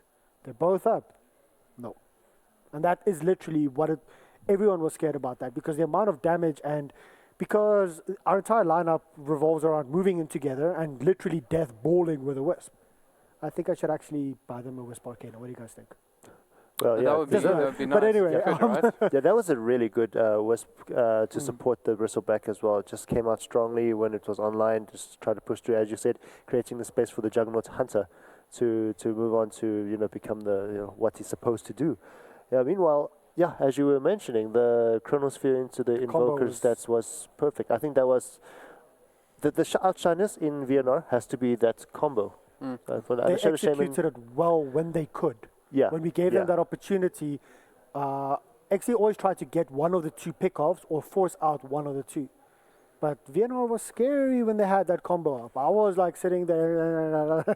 Yeah, with the Shadow Shaman there as well. It's very good disables from Wazoo, but it's just the output not enough. Also because you kept mentioning it's right though. That's TKC did pull up his sleeves for the puck. Looking at the rush, sorry, I want to mention this because you guys did, is when or the casters did, when VNR got that rush. Well, I think they got both of the rushes. It was literally just let them have the rush because they all run in. They focus to try and steal the Aegis while the Bristlebacks just there pressing W. Giving them the rush, knowing we'll kill the entire team anyway. Mm-hmm. That's a big thing where I think their more senior players from VNR have to make that call to say it's not worth it. Because we will die. We will get the Aegis, but we will die. And I think that's what VNR, when they have to talk together now, is just to try and figure that out. Is just because something's handed over on a silver platter doesn't mean you should take it. Well, talking about things handed over, Bristleback and IO, they were in fact somewhat handed over. I don't really feel like there was a huge amount of, I wouldn't necessarily respect, but it felt like VNR didn't really pick against it. Do you think that's fair, friends? It's fair to say. I think Bristleback was strong to begin with. That IO for me in that game is more a luxury than a necessity. Bristleback could have full-on soloed maybe 3 of VNR's players without the help of the IO, but it was great to have that. They picked it early even. Surprisingly, they didn't counter properly. I think it was more VNR picking the heroes that they are more comfortable with, like Muzzy's Invoker and Kotta's Gyrocopter. But in the end, it's all down to how they played. I think if the offlaner pulled his sleeves more, they could have gotten a better outcome. But that's a big difference. As you said, 43 kills to 18. It's for the first game. It didn't really start that way. I mean, it looked actually. I think it was much closer than Yeah, just absolutely steamrolled out So of control. don't you see the complete shift in regards with 4 months ago how Exdee used to play? Exdee was about mid-game or like early game, steamroll, rush at them and try to kill everyone. Now it's more about secure. And this is, in my opinion, not just Exdee, but any Masters team is what secures them in a top 3 spot eventually is you don't always have to play aggressive. Secure your first 15 to 20 minutes. Make sure your gold graph, the kills could be even. But just keep on getting the gold flowing in. Get the gold flowing in. And as soon as you do that, then you explode into the mid-game scene and then you hit late game and then you win. It's just composure. So, on that note, we need to have a winner for this entire series. Obviously, XD now ahead. But VNR will not take this line down. Where do they go to from here? It's hard to say. It's well, I'm sure that they aren't as confident as they are in the first game before the game started. It started off very stable, as you said. It was slow. It was like 1-for-1 kill. You know, Muzzy trading off TKC bottom lane. I think Kotze got a couple of kills there as well. But if they started off as well as they did from mid to the late game, they could have given XD a very hard time. But because that they played the teamwork from XD, it worked out so well that it felt like Bristleback and IO were one hero. You know what I mean? So from then, I think that VNR has to adapt to that as well. In my opinion, I think they should give Kotta a different hero. Gyrocopter's nice, but okay, Ursa was banned out. Give him the likes of Ursa. Give him the likes of a Slark. Give him the likes, and hopefully they aren't listening to this because they're playing against my team. But give him a hero that can be in and out the whole time. Not a hero to stand and fight because that's where XD in this game, wanted to be. Get him one of those heroes to go in and out, and just keep on chipping away. And Kotta's very good at that because that is how you play international pubs on a 200 ping. You get a hero like that you could constantly just chip away at, and keep on hitting him out. And I think if they can get Kotta one of those heroes that can be safe by himself and that can join a fight whenever he needs to, VNR stands a big chance of actually taking the second game. Well, I tend to agree with you about Kotta not really playing. But for me, it's more so. I mean, maybe this is what you're getting at. To me, Kotta's always been a flashy player. Gyrocopter, it's not that it's not a hero that can do very well, but he's always been the guy to me that plays like Timbersaws and Pudges and Tinkers, that sort of thing. So in this position, it maybe isn't quite playing to his strength, but the reality is that not all carries come in that sort of vanilla, we hit hard kind of form. And some of them actually do give you a lot of opportunity to get in and out. And maybe looking at something unusual for him and just allowing it to be a comfort pick for him, even if it may not necessarily be a hero that we consider strong in the current meta, may just bode for the team, in a more effective way. But hey, I'm not the analyst. Renz, anywhere else do you think that VNR can sort of change things up? No, you got to have it spot on. I think if Kotze got a more flashy hero, just give him more space to create space for, let's say, their carry. But this is not the situation. He's the carry for VNR. And if he's starting to fall off the graph, there's no one else to cushion it. Okay, there is Muzzy, but for example, last game he was playing Invoker. You can only get that far, right? You don't have a DPS like the gyrocopter not pulling out his weights, and that's a big problem. So I think just try to get more composed for the second game.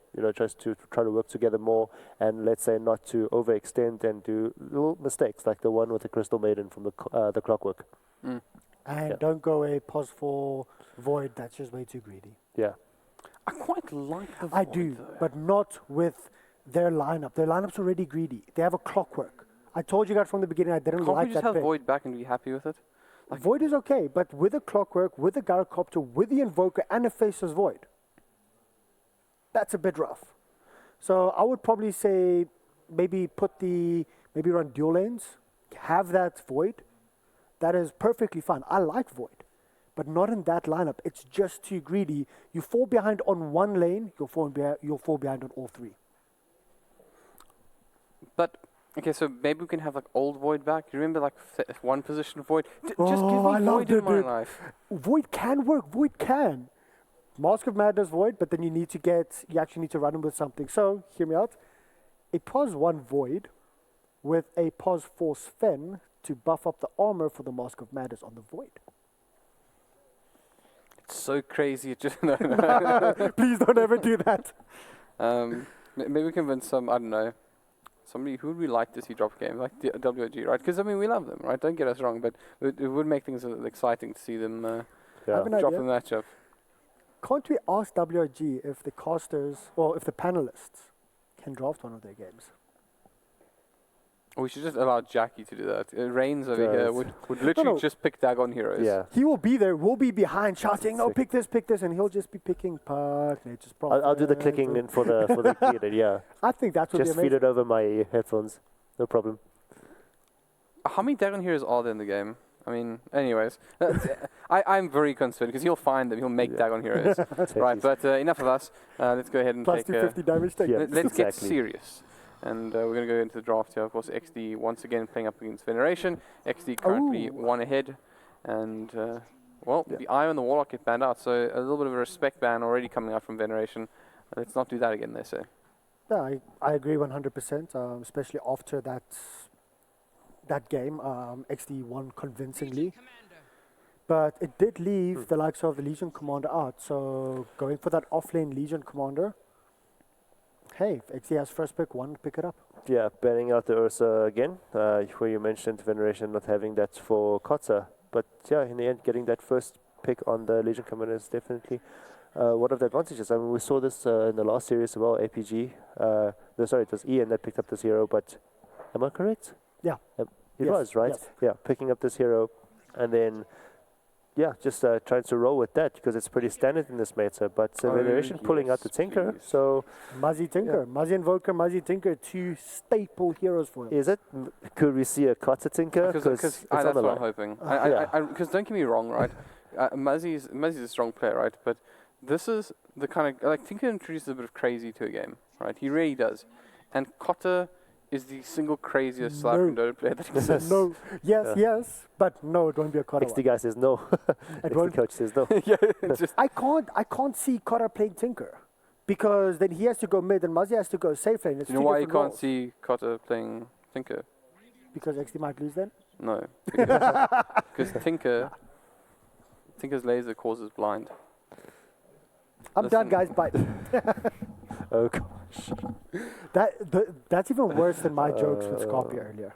I don't know about that, but it was pretty bad. It was pretty But bad. this is pretty bad. Crystal Maiden being you- picked up now, though, Nice. for Thanks, Rez. Fury once Yeah. again. Fury playing like Crystal Maiden, he positioned himself very well during the previous game. So- And up against a Tinker, Crystal Maiden, if you can get a blink up, you can possibly catch him out. But that Tinker pick is problematic with the Shadow Shaman. The push is real. Yeah. Also with Wazoo on this hero, he's clearly just played this hero like, what 80% of the time. He's just really good at it. And then just with the Tinker as well, we still have to decide we still have to see who's going to play on the Tinker. But otherwise, I'm excited to see Fury on the Crystal Maiden again. He was doing really well at it, getting the Glimmer Cape really quickly. And then also, yeah, Made a big he just knows where to go. Yeah, it does, of course. He seemed quite like an invasive Crystal Maiden, actually. He spent a lot of time just sort of, I don't know, alone in his opponent's jungle. Dude, it was 4 Yeah. minutes in and he was farming in the opponent's on the off lane's jungle. Yeah. At their it's good. shrine. Like, everyone was saying, why are you there? And he's like, because you don't give me any farm. Oh, Yeah, I guy. don't know. Back to your cage 5 position. Okay, That's where the so- wards spawn.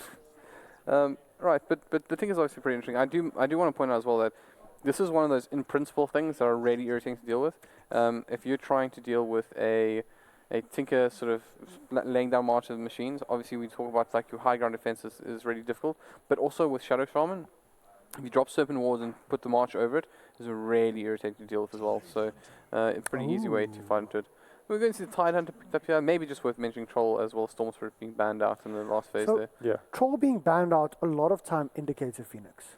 Either a Phoenix pickup or you're scared.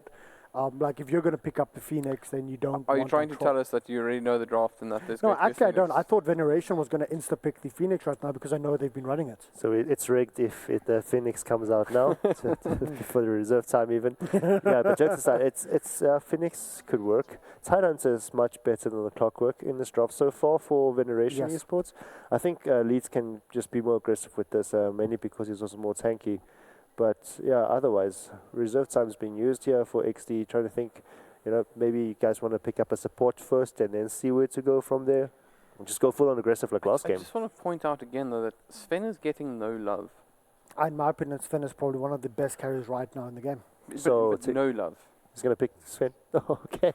Da da da! I'll take it. I'll there you take go. it. Yeah, I feel like Rocky. Cotter moved over to XD for this game, No, playing the Pudge. I'm not really surprised there. It's a good pickup. The Pudge hook into the Legion Commander duel, getting that safe engage off. Instead of being aggressive to engage, you can still get those engages off while on the defense. We've played Pudge up quite a bit over the past while, so I'm not surprised that it's gone through, but being picked up here, we didn't mention the Tinker Laser blinding the Legion Commander during a duel as well can have a big impact against the side of XD. That's very true. Also, you have a huge amount to disable here, so he definitely has to get up a BKB as quickly as possible. Yeah. But it's just, I think Slaughter's also a very good pickup here. I don't know where he's going to go with that though. Maybe I think play. that's a 4 position. Pass slot. four. Yeah, looks like that.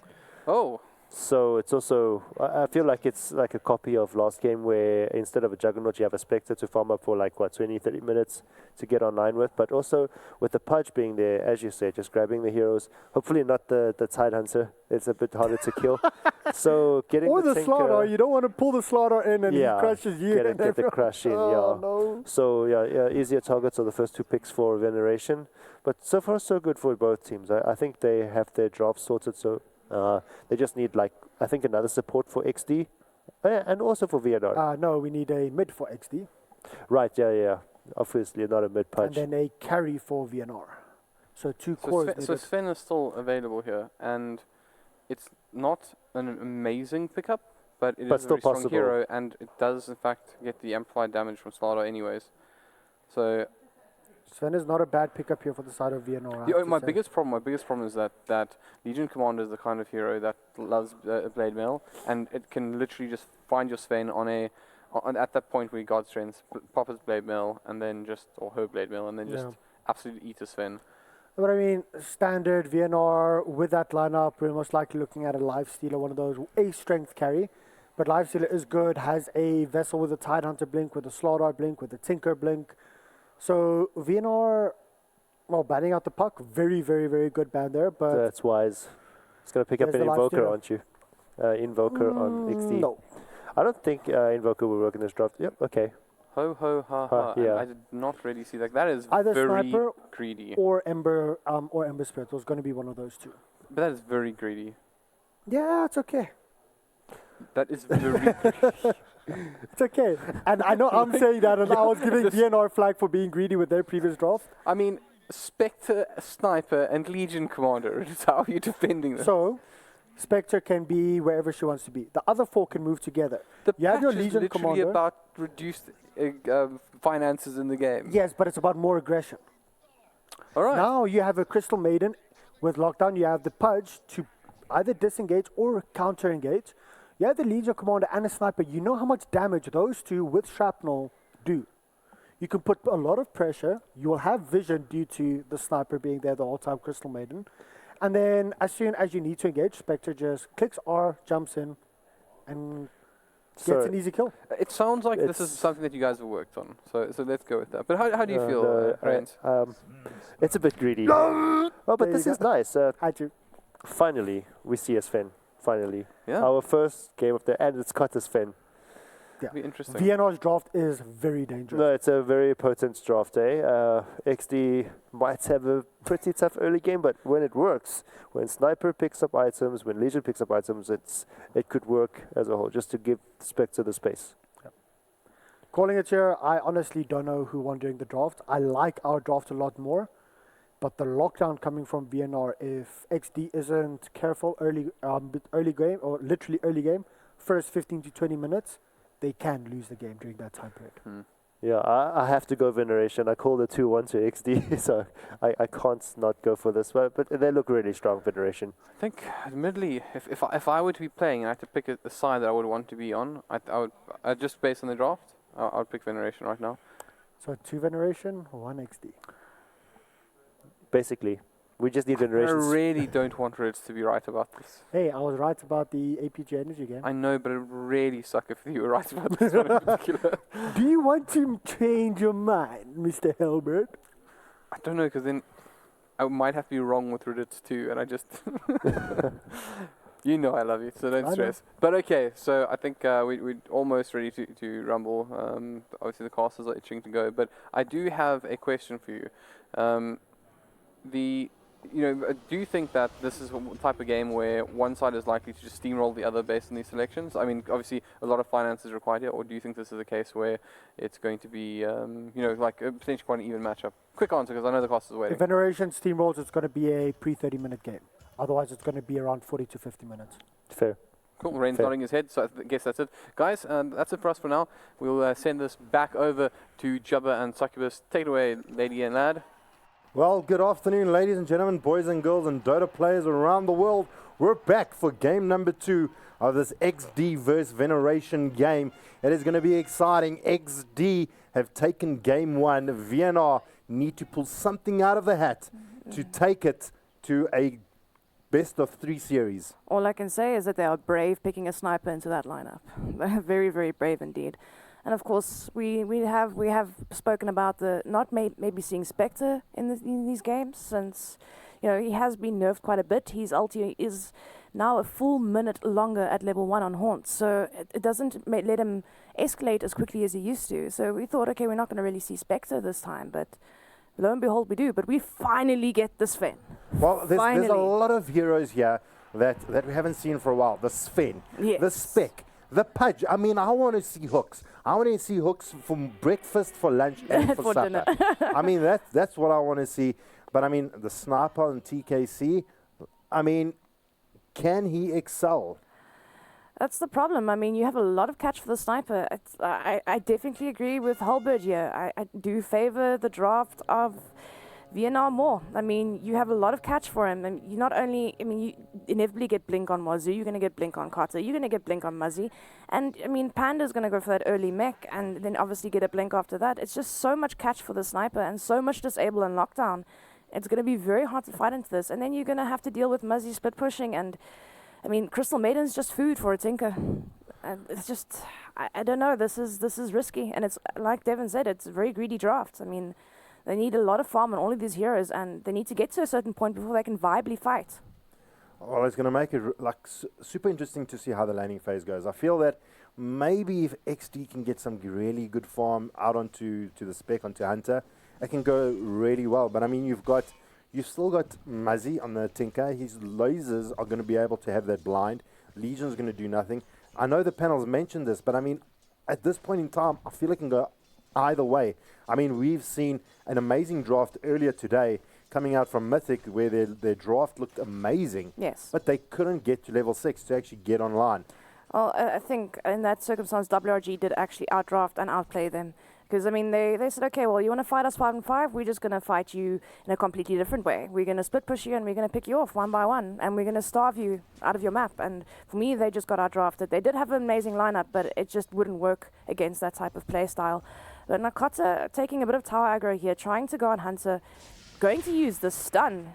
All right, well, he's going to try and put some damage on you. Tower immediately aggroes onto him, throws out the dagger. In the meantime, though, we do have 1337 shackling up Old Man Rockley. Or is it going to be enough? He's actually upgraded right. He's not going to actually suicide himself. So having the confidence to know, right, well, okay, I'm perfectly safe. Nothing's going to happen. And he walks out of it. DNR being super, super aggressive here. Well, I mean... That's exactly what they need to be doing. Absolutely. I mean, against this kind of lineup, they've gotten very, very greedy. If their heroes can't get online, I mean... You can't get a farmed spec if you keep putting pressure on it. I mean, you've got Leet sitting here in the back lines waiting for their perfect opportunity. Fury's going to freeze him out. Exactly what's going on here. They have a Stormhammer coming out from Sven. There comes the Slytherin Crush. Wazoo gets first blood. Boom. That's how it's done. Easy peasy lemon squeezy. And Rockley nowhere to be found. Doesn't have level 2 yet, so the hook not even there to be used as a defensive hook. And first blood already in favor of VNR, but instant TP back, throws out the dagger. Okay, just going to slow down Cotter for the moment. And I mean, Slardar is such a good rotation, well, Roman rotation, and it does actually do a lot of work, especially now with the corrosive haze, with the Sven and the rot. But poor 137 getting rotted down here, getting rooted up as well. Rockley is actually going to pick up this kill here. I think Wazoo might actually get the return kill. Can Rockley deny himself? Oh, he actually going to fight through it. He solves up, and he did that. Oh, that. The instant undeny, he's going to actually run around the trees trying to deny himself. He throws out the hook, doesn't actually land, and denies himself eventually.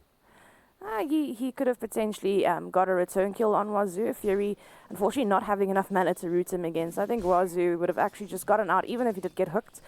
But, yeah, I mean, nice deny, man. Get the kill on the Shadow Shaman and deny yourself. Make the slaughter go on a wild goose chase, leaving Cotter and Hunter just to battle it out. To melee versus melee lane. Oh, it's, I mean, try versus try. I mean, bot lane, we haven't taken a peek there yet. I know Panda had to actually return back to base. Jappa doing a huge amount of damage with these overwhelming odds. He just tanks so much. I mean, he takes so much damage. Yeah. And but Panda, he's a tanky little boy. He's actually put 2 points into Anchor Smash, 2 points into Kraken Shell. So, I mean, he's going to really be hard to take down.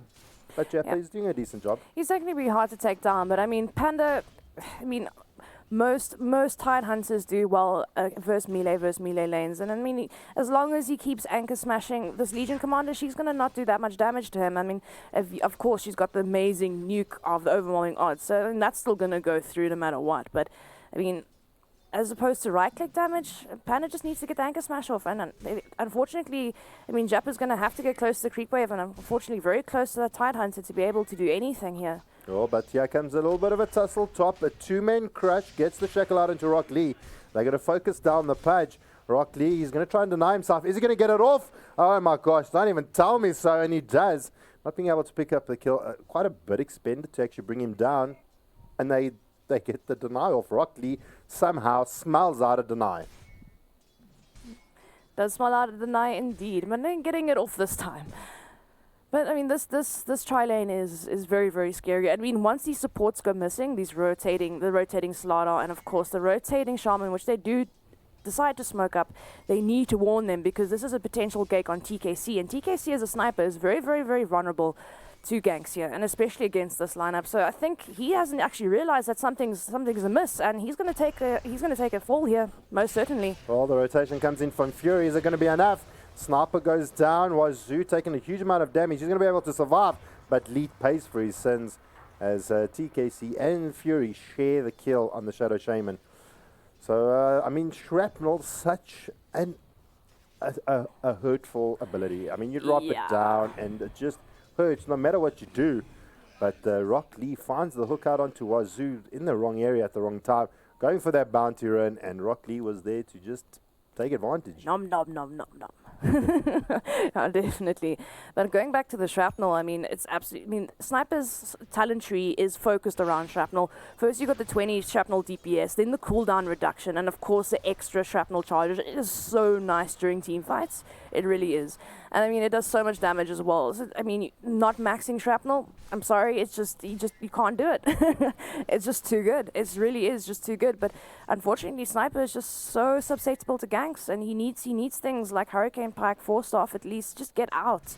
And I mean, against the stunning, and every single hero on this team, except of course for the Tinker, who just does that burst damage. And as I say that, sorry, Rockley and 1337 are at it again. Well, the rot's going off. Leeds taking a huge amount of damage. Goes down. There comes Carter to save the day. But Fury in the backlines gets the frostbite off. Wazoo trying to see if he can do anything here. Fury is actually deciding to pull back. No, Hunter. He's changed targets. They're going to use the sprint. Can Wazoo get out of there? They're going to use the dagger.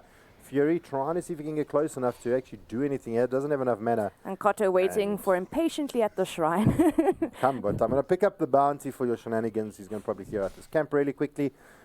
I mean, even getting such a good engagement there. I mean, we saw Fury on the CM that played he played really well in the previous game. I mean, that Void had nothing he couldn't do anything inside that bubble. And then all of a sudden, it was really Fury's game. Playing CM this time around feels like it's going a little bit towards VNI in the top lane. I mean, someone goes down here, and that will be the Tidehunter with the help from Rockley. That was a really quick kill. Must have been hooked from the bushes. Hooked from the bushes, and then level 3 overwhelming odds. I mean, Tidehunters, he must have been at low HP already for that to happen. You're gonna constantly be low level, low HP against the Legion Commander. He throws down that overwhelming odds, constantly taking damage. And I mean, it's not worth it to salve up when you're already half HP. Yeah. Perfect hook for the Pudge. Rots it off, slows him down, and then another overwhelming odds coming out from the Legion. Unfortunately, no vision for Pudges on the side of Exdee. There is currently, I mean, on the side of VNR, they don't really have vision for this Pudge rotation. So, I mean, it's easy hooks for him at the moment. I mean, this is where Pudges thrive, is they like teams that are a little bit undisciplined, not throwing down the wards, those Pudge wards that are so easy to get those ganks off on the side. And here it comes. I mean, we've got Fury getting the root off. The hook comes in from Rockley, going to slow him down. Leet in a huge amount of trouble. And another easy kill. So, I mean, these are all being played perfectly. Rockley pitching up exactly at the right time. Rockley making some excellent rotations on this map, and this could actually be the decider. I mean, this Pudge is doing absolutely brilliant. I mean, I wouldn't quite put him into Filthy Frank standards of Pudge. I mean, that guy is an absolute beast on this hero. We've seen that before.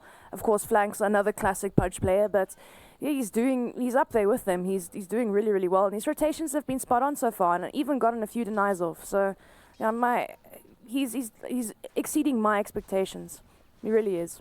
Well, I mean, to land a hook with a frostbited out here. I mean, that's easy setup, but he's landed some hooks on his own as well. Yeah, no, absolutely. No credit taken away from him. I mean, being at the right place at the right time is the best thing you can do. Absolutely. So if he does this on Muzzy now, Muzzy, he doesn't have the dismember just yet, but he's got level 2 in the right. Hunter, he uses the haunt and the assassinate trying to come in. Not going to work out. Wazoo getting a 2-man crush. Throws down the assassinate. Wazoo in a bit of trouble. Trying to get right click down here, but Hunter's not going to work out. And he does actually walk away with his life. Doesn't have enough for disruption to actually chase it down. Wazoo getting away with 20 HP. Wow, that was absolutely amazing. Can we get a replay on that amazing hook? Take a look at this hook. Throws it out onto Muzzy. Slows him down. Instant haunt coming in from Hunter.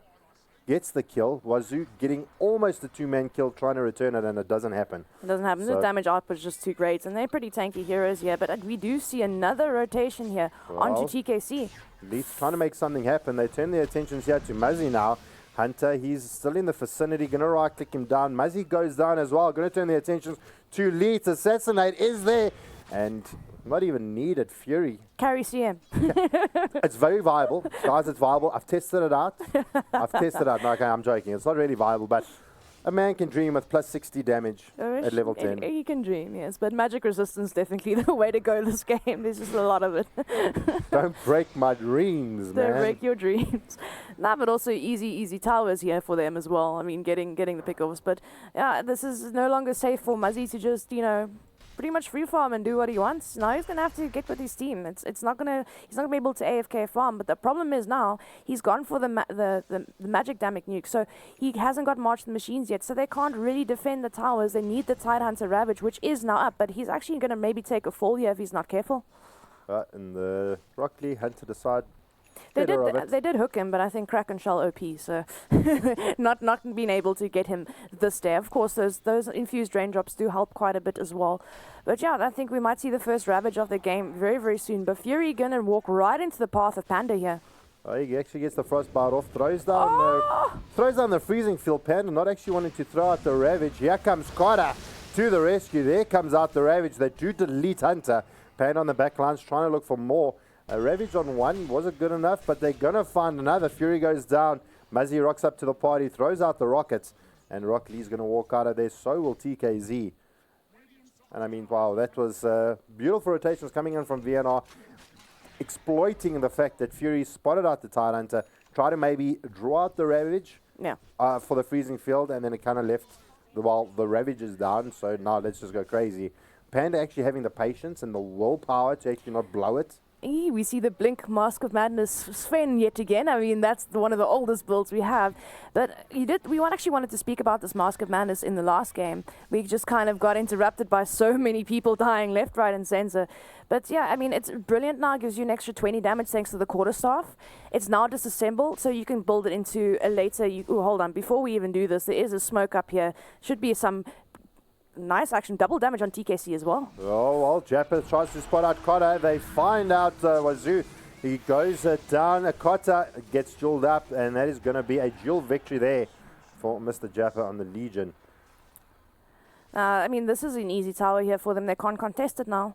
Ravage is down. Wards is up, but you don't really want to feed wards right now. Maybe just the other option is to just go and take a different tower, and that's exactly what Panda is going to try to do. But unfortunately, it doesn't do enough damage to actually viably take a tower, and there's going to be a TP in from the Pudge, and he needs to get the hell out of dodge. Well, he's Panda trying to see what he can do top. Rock Lee going to chase him down with it a little bit of slow. Here comes the rotation from the sniper. Trying to go throw down the damage. Wazoo, he's in the vicinity, gets the stun off. Going to do enough damage here to Rock Lee. The assassinate coming out, but the Kraken Shell is too strong. And our Tidehunter surviving on 40 HP. Yeah. That is 220 runs knots. No, I mean, he needed to get out a little bit sooner, I feel. But, I mean, luckily his Kraken Shell saved his life there. But Sniper going down here, getting dived by the supports of VNR. Rockley is probably next, but not enough damage left after taking out the Sniper. Not enough mana either. Well, easy jewel here on Muzzy in the mid lane. And again, Jappa stacking up those jewel counts, sitting on plus 20 already. Yeah. And it looks like things are calming down for the moment. So let's go back to our Mask of Madness. As we say that, then someone else dies. I know, but I mean, what you're trying to get to is the Mask of Madness recipe has changed. Yes, it's obviously. now It's a quarterstaff, which it's now disassemblable, so you can build it into Satanic later. You can build it into an Echo Saver, an Orchid, a Bloodthorn, anything like that. And also, I mean, it's not just a better item because it's a little bit more expensive, yes, but it gives you an extra 20 damage, which it didn't do before. It gives you an additional 10 attack speed passively. The Berserk active speed, so when you actually activate the Mask of Madness, it isn't as high as it was before. I think they reduced it by I can't even remember the exact number, but the active is reduced a bit, but it gives you a passive 10 attack speed, which is absolutely great. But it's so good for early game, and the fact that you can disassemble into something later, and it also allows Sven to have that early game lifesteal, which means he can take on stacks a lot sooner. Well, I mean, that Mask of Madness is going to really be one of those game changers. Yeah. I mean, we've also seen a huge buff coming out to the Heaven's Halberd. Oh, yes. And we haven't seen it yet. And we haven't seen it. So does this maybe bring out the option that maybe Pudge actually starts picking up the Halberd? Is it one of those items that a Pudge could pick up? Look, against the Sven, definitely. Maybe Legion can the Legion also maybe pick it up? I mean, who picks it up on the side of Exdee? I think if they do, I think the Pudge is definitely the one. But it looks like he is going to go for that Rod of Atos, having the double bracer in his stash, well, in his inventory at the moment, having the Staff of Wizardry and as well as the recipe. So it's definitely going for that Rod of Atos. But also the extra strength in the beginning is absolutely brilliant for him. Gives you really good stats. But now Muzzy getting gone on again, getting targeted here. Oh, well, Panda coming into the rescue. He wants to save his teammates and gets himself out of there. You can hear the TPs in the background. For the side of Exdee, they back off, but here comes out the Jewel. They're going to actually find the kill onto poor Mr. Leet. He just wants to ward, man. He just wants to ward. Let the man ward. Let the man ward. Come on. Comes in with a massive stun, trying to find Fury, gets frostbited out. Panda throws down the Ravage. Is enough of this shenanigans. Gets the anchor smash. Wazoo getting in there, stunning out Rock Lee. Is it going to be enough? And the buff coming out from Legion, keeping Rock Lee alive. Yeah. Unbelievable play coming out from the Cotter. Legion. The assassinate coming in from TKC, killing down Cotter. And Panda, he's now the next on the list. Very low HP, throwing out the anchor smash, trying to reduce the damage. But Mr. Jappa actually picking up the kills with the overwhelming odds. That was an absolutely crazy fight. Let's take a look at that again. So we see Panda going in there, getting the Ravage or frostbited out Sven. And now we've got Pudge. Look how Pudge survives here. Look at what Jappa did. Actually healed the Pudge. Couldn't bring him down. Could not bring him down. Wazoo was like saying, come on, I can make this happen. And coupled with this member HP gain as well, you just can't kill him. But what I did love the most is the Cotter dodge hook there. He's like, oh, sidestep. No, you're not going to hook me this time. Saw that happen. But yeah, a very, very brilliant fight for the side of Exdee once again. Well, we're sitting at the 17-minute mark. Let's take a look at the net worth. When we 17 minutes in, it's absolutely crazy over here. So let's take a quick look at that. It's actually not as bad as I thought it would be. I mean, okay, Cotter is the only one that's really competing against the top 3 cores here for the side of Exdee. Well, Spectre's not that far behind. I mean, he's like 300 gold behind. So honestly, it's actually not that much difference in the way of cores. What is surprising though, and what is devastating at the moment, is that Tinker is extremely far behind. Tinker's at 4,500 net worth, which you don't expect to see at 17 minutes. No, that is something you definitely don't see, and especially on a Muzzy Tinker. Yeah. I mean, he's pretty much renowned for his Tinker. But when a game goes bad, he generally picks Tinker and wins the lane and the game. But I mean, he's had a very bad lane. His tower got taken early. He's been caught out of position quite a few times, and he's finding it hard to find any space on this map for himself. Looking in the top lane, the TP comes in from Muzzy. The shackle is good, and Hunter is going to go down. It costs a 4-man rotation with a smoke gank, but Exdee not going to go out with a fight. Looks like they're trying to get themselves into position here. And Jappa walking up the high ground. Wazoo wards it out. Know exactly what the rotations are coming out from Exdee. And I mean, I'm surprised to see that there's very little stacks on the map, especially with the lineups that they have. I mean, you would expect to see more stacking going on, especially since the creeps spawn every minute. Ancient stacks, that type of thing. I mean, how are we not setting this up anymore? You've got a Sven on the map, the guy that can actually take on 4 to 5 stacks of Ancients at level 10 with a little bit of lifesteal. And now he's got extra damage and attack speed to his name. But here we go. Well, Cotter wants a piece of the action. God's strength is up. They've already lost the Shadow Shaman. Didn't have a good showing in the first part of the game, in the first game. Second game, not so well. The hook comes out, just missing out Cotter. The horn from the Spectre causing a problem. Panda getting in there, throws out a 5-man Ravage. They need to find something off the back of this. Rock Lee going to limp out of there. It was a very defensive Ravage. It's kind of like, I need to get the hell out. We all need to get out before we all die. But this is probably going to be a rush call now. I mean, it's pretty safe to take a rush. Well, look Fury, at the HPs. They're going to shrine up and take a rush. I'm telling you. This has to happen now. I mean, they've got the advantage. Well, I want to jump back to one of your comments. I mean, this is the Sven patch. I mean, we were talking about the jungle has been buffed and nerfed at the same time. You get 20% less, but there's more gold on the map. Yes. So, I mean, I think maybe that's what teams need to look at doing, is you're going to pick up a very good jungler. Yeah. Especially at this part of the game. I mean, Cotter on the Sven can clear camps super quick. And the fact that there's no camps that are like stacked is really, really hurting him. And he even max cleave and the hook from nowhere. Rock Lee finds Panda. Damn. But he can't get the dismember off Panda really quickly off the buttons. That would have been... show. Oh, wow. Well, I can't believe we're actually watching the part where like Rockley gets a blind hook. I At know it the wasn't blind. I think there was actually The right vision. place at the right time. Yeah, they have Yeah. vision on the little cliff there by the shrine. They've Let's actually take, a, got let's, double. take, let's take a look at that again because that was really close to a creep. They've got I double mean, watch vision. the hook come in there. That he moved forward so that the creep actually wasn't blocking the hook anymore. Yeah. Oh, It's wow. awesome. Now they've got double vision. They've got double wards. It looks like a pair of eyes, but it just timed out now, so no more double vision. But yeah, at the right place at the right time there. Cotter looks like he wants to go in there. Yeah. He's hungry for some kills. He wants Fury, and that is it. That's who he's going to get. Muzzy actually picking up the kill with a rocket.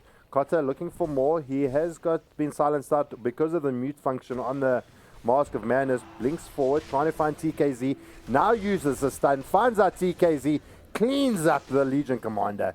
And now Rockley is the next, but they can't actually close the gap. And Cotter Rockley's doing gonna walk Cotter out. things. And it's glad to see it. Yeah. We want to see this. I've been waiting for the Cotter snowball. I really have.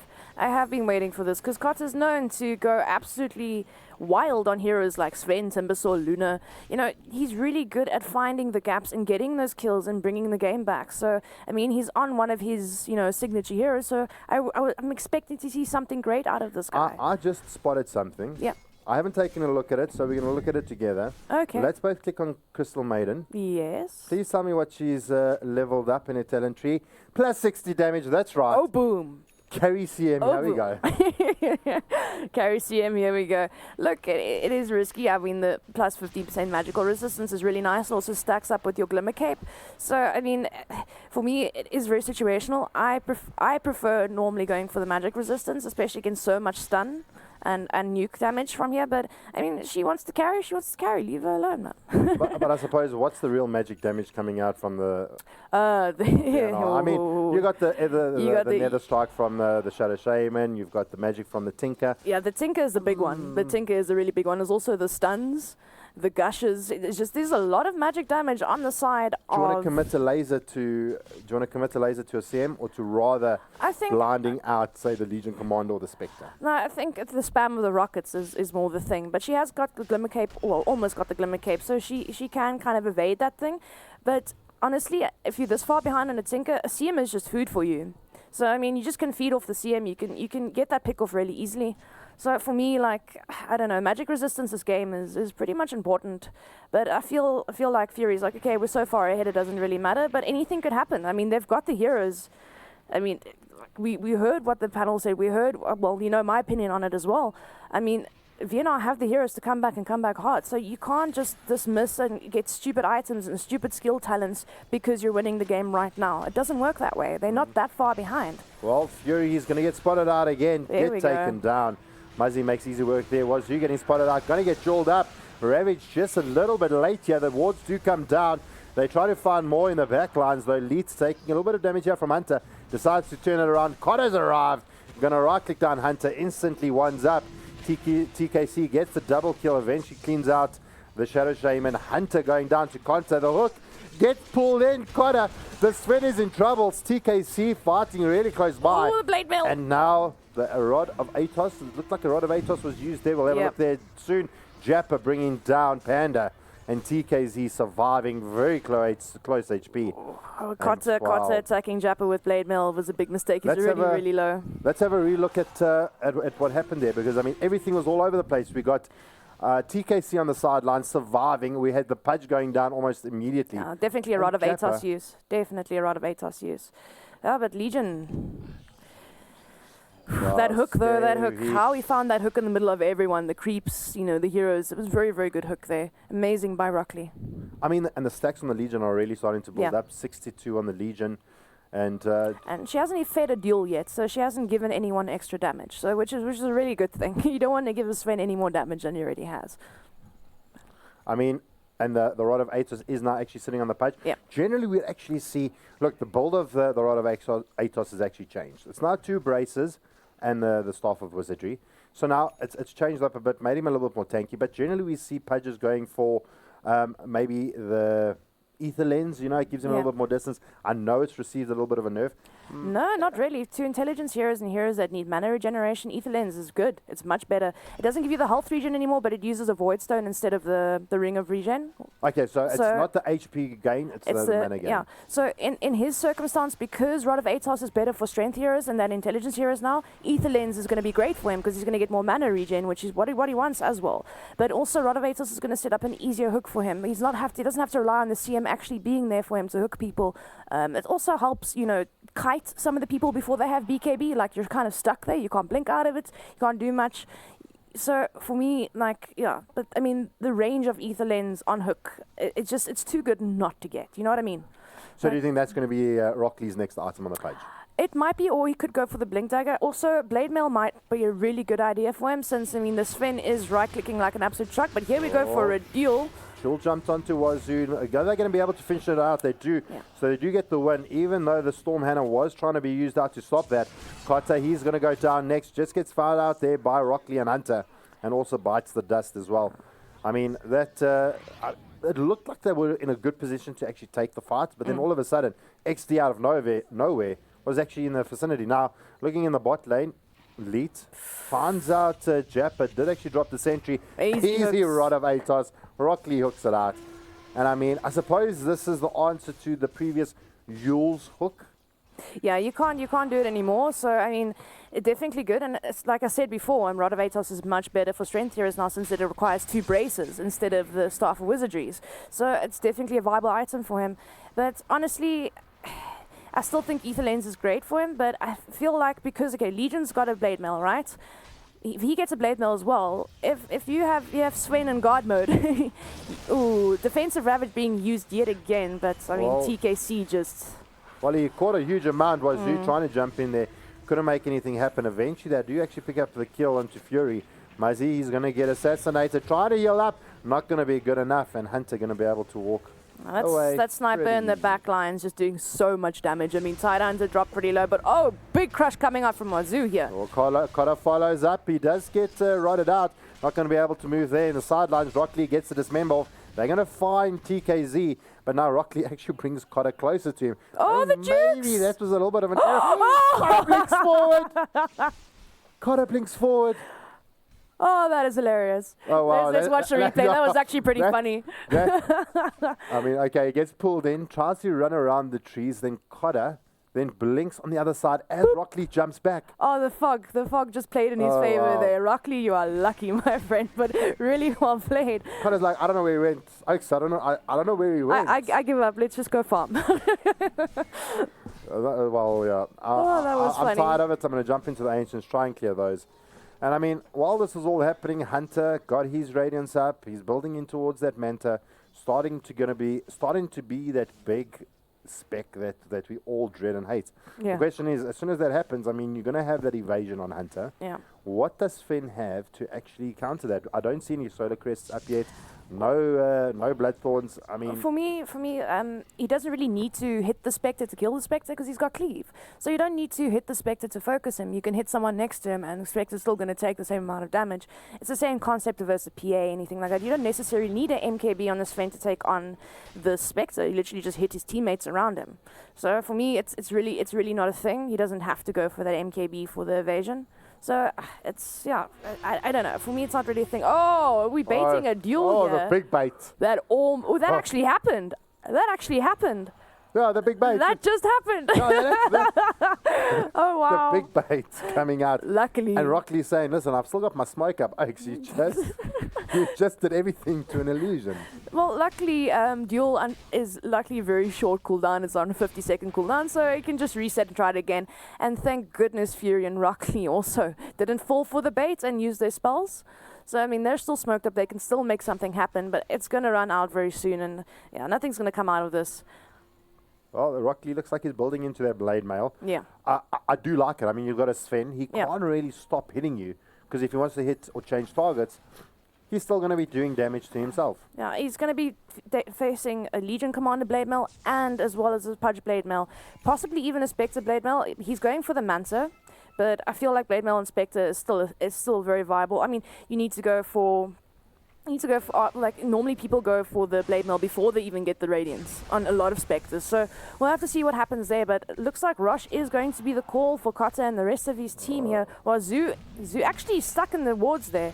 Oh no, Kotta's actually going to pop BKB for this time. Hunter trying to get into the pit. Kotta does actually get the Aegis. They expended the wards. They've used everything now. Kotta jumping forward aggressively, trying to find more. Fury backing off. They need more vision on this map. I think VNR found what they needed. They need to get out of there, but the jewel comes in. Storm Hammer being used out. Fury jumping in there, but Muzzy makes easy work of him there, dropping the laser in his face. Jappa gets the clean kill there on Panda. The hook from nowhere. Rocky Lee already dropping the Aegis to the deck. And Jappa does go down eventually. Can they actually follow up here to bring down TKC? And Rock Lee only losing Panda. Did we actually have a buyback there? Exdee making no, it was the Aegis. Exdee making a huge mistake there for two reasons. One, you have an Aegis on Sven. Yes, his BKB is down, but you don't want to take that fight. And then you take the entire fight under double or triple March in the Machines. Like, how much damage are you willing to take there? That's just such a bad fight to take. You never take a fight under March of the Machines. It's probably even worse than fighting under Monkey King LT and staying there. Can we get a replay of the last parts? And we'll see. They've got the Kotta's actually fighting up the mid lane. They're going to try and jump into the Rosh pit over here at the moment. This is where everything started going bad here for the side of Exdee. They had a good start. This time they committed a lot to it. Yeah. I mean, in game one, they actually lost the Rosh. They lost the Aegis to Exdee. This time round, they're not taking any chances. But it's Panda waiting outside the pit. Rockley missing his hook. The assassinate coming in. Not doing enough to actually bring down Wazoo. It's the high ground fight that comes after this it's just such a mistake from Exdee. They gave too much advantage away here. Look at all those March of the Machines fighting right underneath it. Well, I mean, they had the Blade Mail active, so Muzzy's still taking a huge amount of damage. Didn't do enough to actually bring him down. Panda goes down to the overwhelming odds, and then Hunter eventually goes down in the sideline. So, I mean, a messy fight coming out Very from messy. Exdee. They lost the Aegis. I mean, I think at that point you just back off and say, right, okay, we've lost that engagement. Let's just get away. Yeah, definitely just get away, but never fight under March. Like, No. never fight. That's like a no-no. It's also it's like fighting under Death Prophet but LT or something like that. Oh, watch here. Ooh, The two Hunter. Glimmer Capes coming out. Fury leads. They've both actually been glimmered out. They're trying to actually find their target. The Horn comes out. They do actually spot it out. We do have Jappa on the Legion. Has actually invised up. Can actually find more. Jumps down. Finds Muzzy. And Muzzy goes down, being the big target here. Leeds, he's got the assassinate coming out. An easy kill for Hunter. Does have the dreads just burning through him. And he just can't stay alive long enough. And that's going to hurt him. That's really, really going to hurt Leeds. I mean, he's a soft hero. Yeah. Rads it just kills you, man. It just hurts. It also feels like, for me, that Vienna are also giving away advantage that they have. I mean, losing those two heroes, being way out of position where, Exdee have all the heroes in position. It's just, you can't fight 2v5. It's not going to happen. I mean, Tinker might be able to get up, but your Shadow Shaman's most definitely going to die. It's just for me, like, it's just both these teams. I think it was just really unfortunate, though, because it looked like I don't think so. They wanted to actually make a play. Yeah, but if you're that far ahead in the enemy side of the map, with no vision, they've got no wards there whatsoever. Now they've got on the side lanes, but it's just, for me, they're just out of position, making mistakes, and both teams are doing this actually. Like, it's just they both thing is that the side of Exdee are gaining more from this because they've got the Spectre, they've got the Sniper, they've got the Legion. It's very greedy draft, but greedy drafts late game tend to work out. Well, I mean, you know what's super scary is a Sven. When you have a Sven on your team, you can be playing from the back the whole game. As soon as you pick up this little bugger here, The crit. the crit. Let's call it the deadless. The deadless. Yeah, but also Not even the dadeless, the deadless, because whatever he touches, whatever he crits, really takes a lot of punishment. And I mean, as soon as he gets set up, that's going to be big. But all of a sudden, they found out the side of Exdee, and VNR a lot quicker on the fingers. Pick up an easy, quick kill, killing out Jappa and Fury. Rockley trying to TP's out. Slytherin Crush not available, and look at Kotta just clearing those waves. For me though, let's- with Vienna's draft and the advantage they gained back after losing so hard in the early game, they could have raxed about 10 minutes ago if they just kept the snowball up. Yeah, absolutely. They could have actually been sitting a lot more prettier with this draft that they have, and they just haven't accomplished that yet. Well, I mean, this is an opportunity here for them to break high ground. They've got buyback on the Legion, so at least try and force it out. They're going to drop the snakes. The glyph is going to be used out. They're going to probably wait for a little bit more of engagement here from VNR before Exdee gets that buyback on the Legion. TKC hitting from right in the back lines. Drops the shrapnel. Not going to be too concerned about it at the moment. And they're trying to get this damage done to this tier 3. They're going to use the Rod of Atos. They find Wazoo's going to be good enough. They throw out the hammer, but Wazoo goes down. They're going to get the frost battle from Chikota. He goes down as well. And the freezing field from Fury doing its work. And they're going to bring down Muzzy as well. I mean, VNR just like handing kills over. Legion. Oh, the hook! The invis hook from nowhere. Leeds getting caught out. Unbelievable from Rock Lee. I mean, was that ward placed before? That was placed just after the hook. So it was literally a blind hook. Okay, maybe he's TPing out there. Can we get a replay on that, please? I'm pretty sure that the ward landed there afterwards. Right, we're going to try and see if we can get a replay for you on that one. But I mean, I'm absolutely sure that he was glimmer caped out, didn't try and like dodge the hook, and he just got hooked from nowhere. Well, he was TPing out. He was trying to TP out. So I feel like they saw where he was going and then just threw a random hook to see. But I do believe the Sentry Ward did go down after the fact because they hooked him. They knew they hooked him. They just couldn't see him. So Sentry Ward placed by Fury and easy pick off. Triple kill goes to this guy. But huge Slither and Crush coming out again. I must say Wazoo's been on point with that. Well, he caught out too. They're going to clear down the mid-tier 3. They're going to maybe do some damage here to this mid lane of Rax. Big actioning happening at the moment. Does VNR have enough to actually stop this? They're going to clear the Rax. And I think it's time for the side of Exdee to back out. They do a much better play. They take what they can. Sven's getting respawned. So is Muzzy. And they got the bigger prize. Let's take a look at the replay quickly on that Glimmer-caped Shadow Shaman. Absolutely blind hook. Rock Lee finds it. Drops the ward. Unbelievable. I don't know how he spotted out. Rock Lee with a triple It's kill. a blind hook. It's a blind hook. Just like easy predictions. Okay, he's going to try to get out of here as soon as possible. Let me just throw out a blind hook. Maybe he's TPing there. Maybe. But I must say, I mean, they come up with a nice big prize. They're taking the melee racks instead of the ranged racks. Definitely a bigger prize there. And now going for the tier 2 here. But also what's available to them is the shrines, which they've taken already. They've taken the one shrine there. But this could be potentially a huge engagement. Smoked up, but they have actually been scanned. Wazoo still actually finds the Slither and Crush. Rock Lee doing the sort of the defensive hook, but Jappa getting that jewel off. Leet going down, and the big storm hammer coming in here. Can they do enough to bring down Jappa? They do. Rock Lee, he's going to go down. Wazoo trying to stay alive.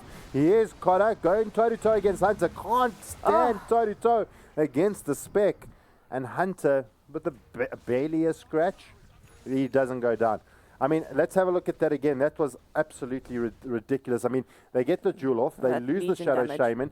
Legion then eventually turns back, tries to dodge out the Ravage. Sven goes in again. Okay, makes easy work there of the Legion commander. Brings down Rockley in the sidelines. Fury just does Fury things with the ulti. And then he can't go toe-to-toe against the Spectre. But it's the sniper. He's just sitting in the back doing whatever he wants. I mean, he also got attacked. He also attacked the Pudge while the Blade Mail's popped. So Carter losing almost half his HP just to Blade Mail. And then TKC literally just standing in the back of the fight going boop, boop, guys, boop, boop. Don't look at me. Don't look at me, guys. Just like focus on Hunter. Focus on Hunter. Like and they are completely forgetting about the sniper. I mean, they can't get to him. They actually and honestly can't, because Wazoo's having unbelievably amazing crushes. Yeah. He's getting off really good crushes. He can't find the sniper though. He just can't get to the back lines, get that pick off on TKZ, and they just can't find him. So he sits in the back lines, pretty comfortable. And then you've got amazing play from Fury, where you've pretty much got the sniper sitting on the other side of the freezing field. If they want to get to the sniper, they have to run through the CM's ulti. And you kind of don't want to do that. So, I mean, Exdee taking really good fights, and then when it turns out into big action-packed, a big action scene like that, they just make the best of that situation. But I mean, this is what Sniper does. He gets to a certain point and you almost cannot get to him. And high ground is going to be extremely difficult if the Sniper's alive. Yeah, we saw it previously. I mean, VNR looked really good going uphill, looked really good at taking down that mid lane of Rax. Then all of a sudden, they turn it around, turn around, take down the enemy's melee Rax, and it's gone. It's gone.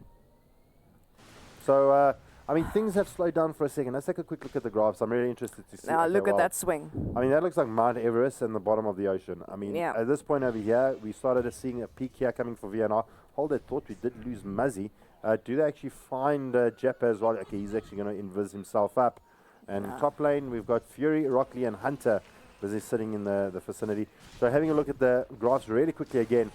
I mean, over here, VNR looked really good. Exdee almost took a great fight. Lost it again a little bit to VNR. Took another great fight, and now things are looking really good for XD. Yeah. Quick XP looking in Oh, the favor. hook! But Wazoo getting caught in a bit of trouble. Here comes out the horn. Freezing field. The Frostbite could actually bring down Wazoo. And he does go down. TP back in from Muzzy. Going to throw down those March of Machines really quickly. He actually went down. That was actually a buyback. Yep. Muzzy actually he actually died. So now buyback now on cooldown. Guys, don't forget cooldown has actually been Yeah, it's been increased. yeah. So from 7 minutes now to 8 minutes, It's huge. It's a big difference. It's really huge. I mean, 8 minutes with no buyback is, it's really not great, and especially on a hero like Tinker that you rely on so much right now to defend. I mean, you need him to spam that March of the Machines down, make it harder for them to take the high ground. And I mean, they haven't been able to initiate with the Tidehunter either. They've thrown almost every single Ravage has been defensive. It's been really hard for them. Well, I mean, easy Aegis this time around. No pit fights and nothing crazy. They throw out a huge amount of rockets, throw down the laser. They do get the call off, the jewel off onto Muzzy. He goes down, so he's down for 8 minutes, or until he respawns 92 seconds. And Leet, he's in a huge amount of trouble. Yeah, does have the earn up, and TKC, easy kill for him. Keep running, boys, because I can shoot for days. And this should be easy racks. I mean, Tinker is down for 80 seconds, no buyback. This should be this racks over here. This little easy range racks is going to go down in like 4 or 5 hits, and then we're going to have possibly the bottom or the top go down. Depends where they decide to go. And it looks like Legion's going to go just straight for this top racks here. Look how easy that top tower melts. I mean, 152. Oh, yeah. wow. Okay, Panda drops the hammer, throws down the Ravage. Cotter jumps in, trying to make easy work here of TKZ. They can't find him. The Hurricane Pike doing too much work. Cotter goes down, gets the bar back into the game. Wazoo trying to find TKC, but Rockley with the defensive hook from nowhere, saving out his partner. He eventually still does go down, but expended a lot to actually bring that down. And now XD is now pushing into the top lane of Rax. Wazoo trying to jump in there. Cotter, he's going to get this amendment. Can they bring him down? They do. Easy peasy. It is to the point where I think it's they over gotta for call it, VNR. and they do. Muzzy taps out. The boys from VNR tap out. And I mean, an unbelievable series coming out here from the lads. I mean, we expected, VNR to have like a really impactful game, and it was just so difficult for them to get ahead. I honestly thought this would be the first 3-game series of the day. Myself as well. But, I mean, Vienna, they had the draft to capitalize on it, especially when they started gaining some advantage back. But just a few out of positions, not lacking of vision there, getting caught out, not taking the advantage when they had the advantage. It was just, for me, like that's what lost them the game. They really, really did lose the game there. I mean, but the Rockley hooks, man. Jeez, that guy. 12, 5, and 18. He was involved in almost everything. Is this a thing now? A Rod of Atos? Oh, yes. Rod of Atos into hook. I mean, if you can't set up a good hook, let me use Rod of Atos. Make my life easier. Delete Dota. if you can't hook with Rod of Atos, delete Dota. Yeah. I mean, unbelievable plays there from Rockley. Even not even amazing plays, just like amazing use and exploitation of item usage. I mean, then we look at TKC sitting 13 and 5, 23 assists. Hunter 13 and 5 with 27 assists. Yeah. I mean, that gold acceleration. And I mean, Spec actually did receive a nerf as well. Earlier it was like 180 seconds. Well, it's a full minutes on level 1 Haunt. So he's not going to be as much involved as he used to be. It's going to be harder for him to escalate. But I mean, Rockley Fury, they rotated like absolute beasts. And I mean, Jeppa getting those extremely good deals off. TKC giving space to the Spectre, giving space to the... I mean, Spectre was more involved in fights than TKC was, but once TKC got online, he got his items, he got his levels, he just stood at the back and went and fought, and delivered a massive amount of damage from the back, not Yeah. even losing HP in fights. Well, we thank you guys for joining us. You joined Jabba and Succubus in this best of 3. Exdee did take the series over to the panel to break it down for us. Welcome back, everyone. Unfortunately, I have some very, very unfortunate news to deliver to everyone. It gives me no pride in speaking about this. Reddit was right. As usual. Yeah, so, okay. We'll have to spend an entire panel now, Reigns, talking about how correct Reddit was. Reddit is and not Halbert. Yeah, how I Reddit's feel like definitely- you were kind of in this one with me. I am. I admit it. Okay. Reddit's Don't leave In the me. ditch together. Reddit's too. Yeah. Yeah. Well, So somehow, Reddit's 2, Halbert and Jackie 0. somehow, Mhm. a lineup with 3 late game characters of that greed has managed to Yeah. make it through. But okay, you called you seem confident that your boys could pull it off, and they did. So congratulations, I guess, is in order to XD, you. and more importantly, for you for being right. The big thing was, it's not just about the greed there, it's about how you use it. I mean, you could sort of see with the draft from Veneration that they were going to go aggressive. And I think the decision was just made to sack Hunter for the early game, give Joppa a solo lane up against the Tide, and Joppa just completely dominated. He carried that entire, well, Joppa and TKC, I'm not even going to mention TKC, what a player. But Joppa just carried that entire early game. And at the end, he was sitting on 170 stolen dual damage. He would jump in, duel, and just completely masticate them. yeah, especially with the Pudge also just hooking the opponent, especially the Slaughter, right? They stun the Pudge, but still, the duel comes in right afterwards, and it worked out great. I think the team combo started well in the beginning, and then from then, it just, just everything just worked out just fine. But if you guys were behind, let's say, a few kills, I think that would have started with some problems. Definitely. But because, early 10, 15 minutes, you saw what it was like 10-3 or something. So the score difference also mattered a lot, and then that just helps the late game heroes, as Devin mentioned, to work out properly. And then you guys, deserved it. 2-0. TKC, I think, once again, sitting on, 36 out of the 48 kills or something roughly around there, but still sitting with 90% kill participation. And we're watching the game, and I'm showing you, look at TKC's positioning. Now we have a Pudge that you have to try and go on. We have a Spectre that you have to try and kill. We have a Joppa, I'm calling him a Joppa, on that Legion Commander that you have to try and take down. And then you have in the backlines a sniper busy attacking you. Who do you prioritize there? I don't know, because never has that problem ever been posed before in the history of Dota 2, where you have 3 super late, Legion Commanders are already super late, but Sniper and Spectre are 2 of the super late game carries. So And Legion Commander controlling the yeah, mid game and controlling the fights. Dude, here's what's the second ability that makes you that heals you, makes you attack faster, etc. It's not overpowered. Don't help him. One. Let- Okay, let him anyway. let him work his way through it. He has to be wrong now. At level 25, it was on a 5-second cooldown, and I think that duration is 4 seconds or 5 seconds. He literally was in the booth. He was look at this, guys, and he just double taps it, and then he attacks. As soon as it's done, he double taps and he just attacks. That's the constant power that a Legion does have at that level 25 mark if you have a couple of kills and duels under the belt. And he had a couple, more than a couple. Great. Well, Also, respect to some of VNR plays. I think when you and I were watching the Sven, I was waiting for the teammates to, you were telling me this as well. It's, just waiting for that blink, and there's the stun as well. Just getting that timing right to play with the team guys, team players. Yeah. yeah, I think just I can't remember what minute that was, but No. just to expand on that a little bit, it really is the small things that sometimes make such a big difference. Yeah. There was one of those cases where he had I think it was a sniper he was following at the time, and he could have killed him pretty much whenever he wanted to, and he 28 minutes, it was just before that 30-minute mark, yeah. and he sort of baited in the Legion Commander to come help him out. I was like, cool, now I have what I really want.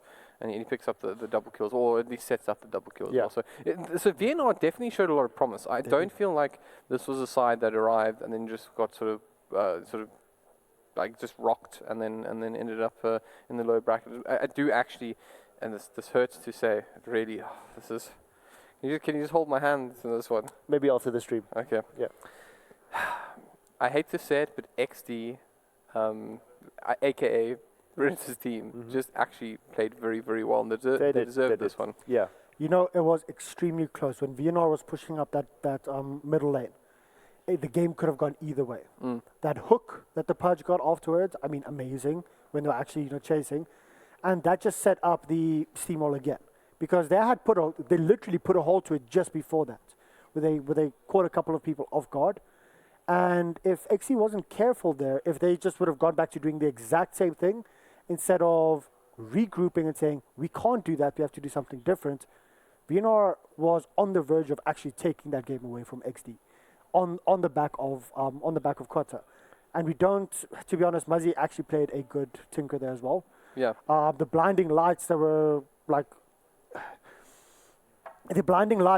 constantly going off between like all the players, reducing their damage, and we brought that up during the draft. Mhm. The blinding lights onto the Legion commander during the duels.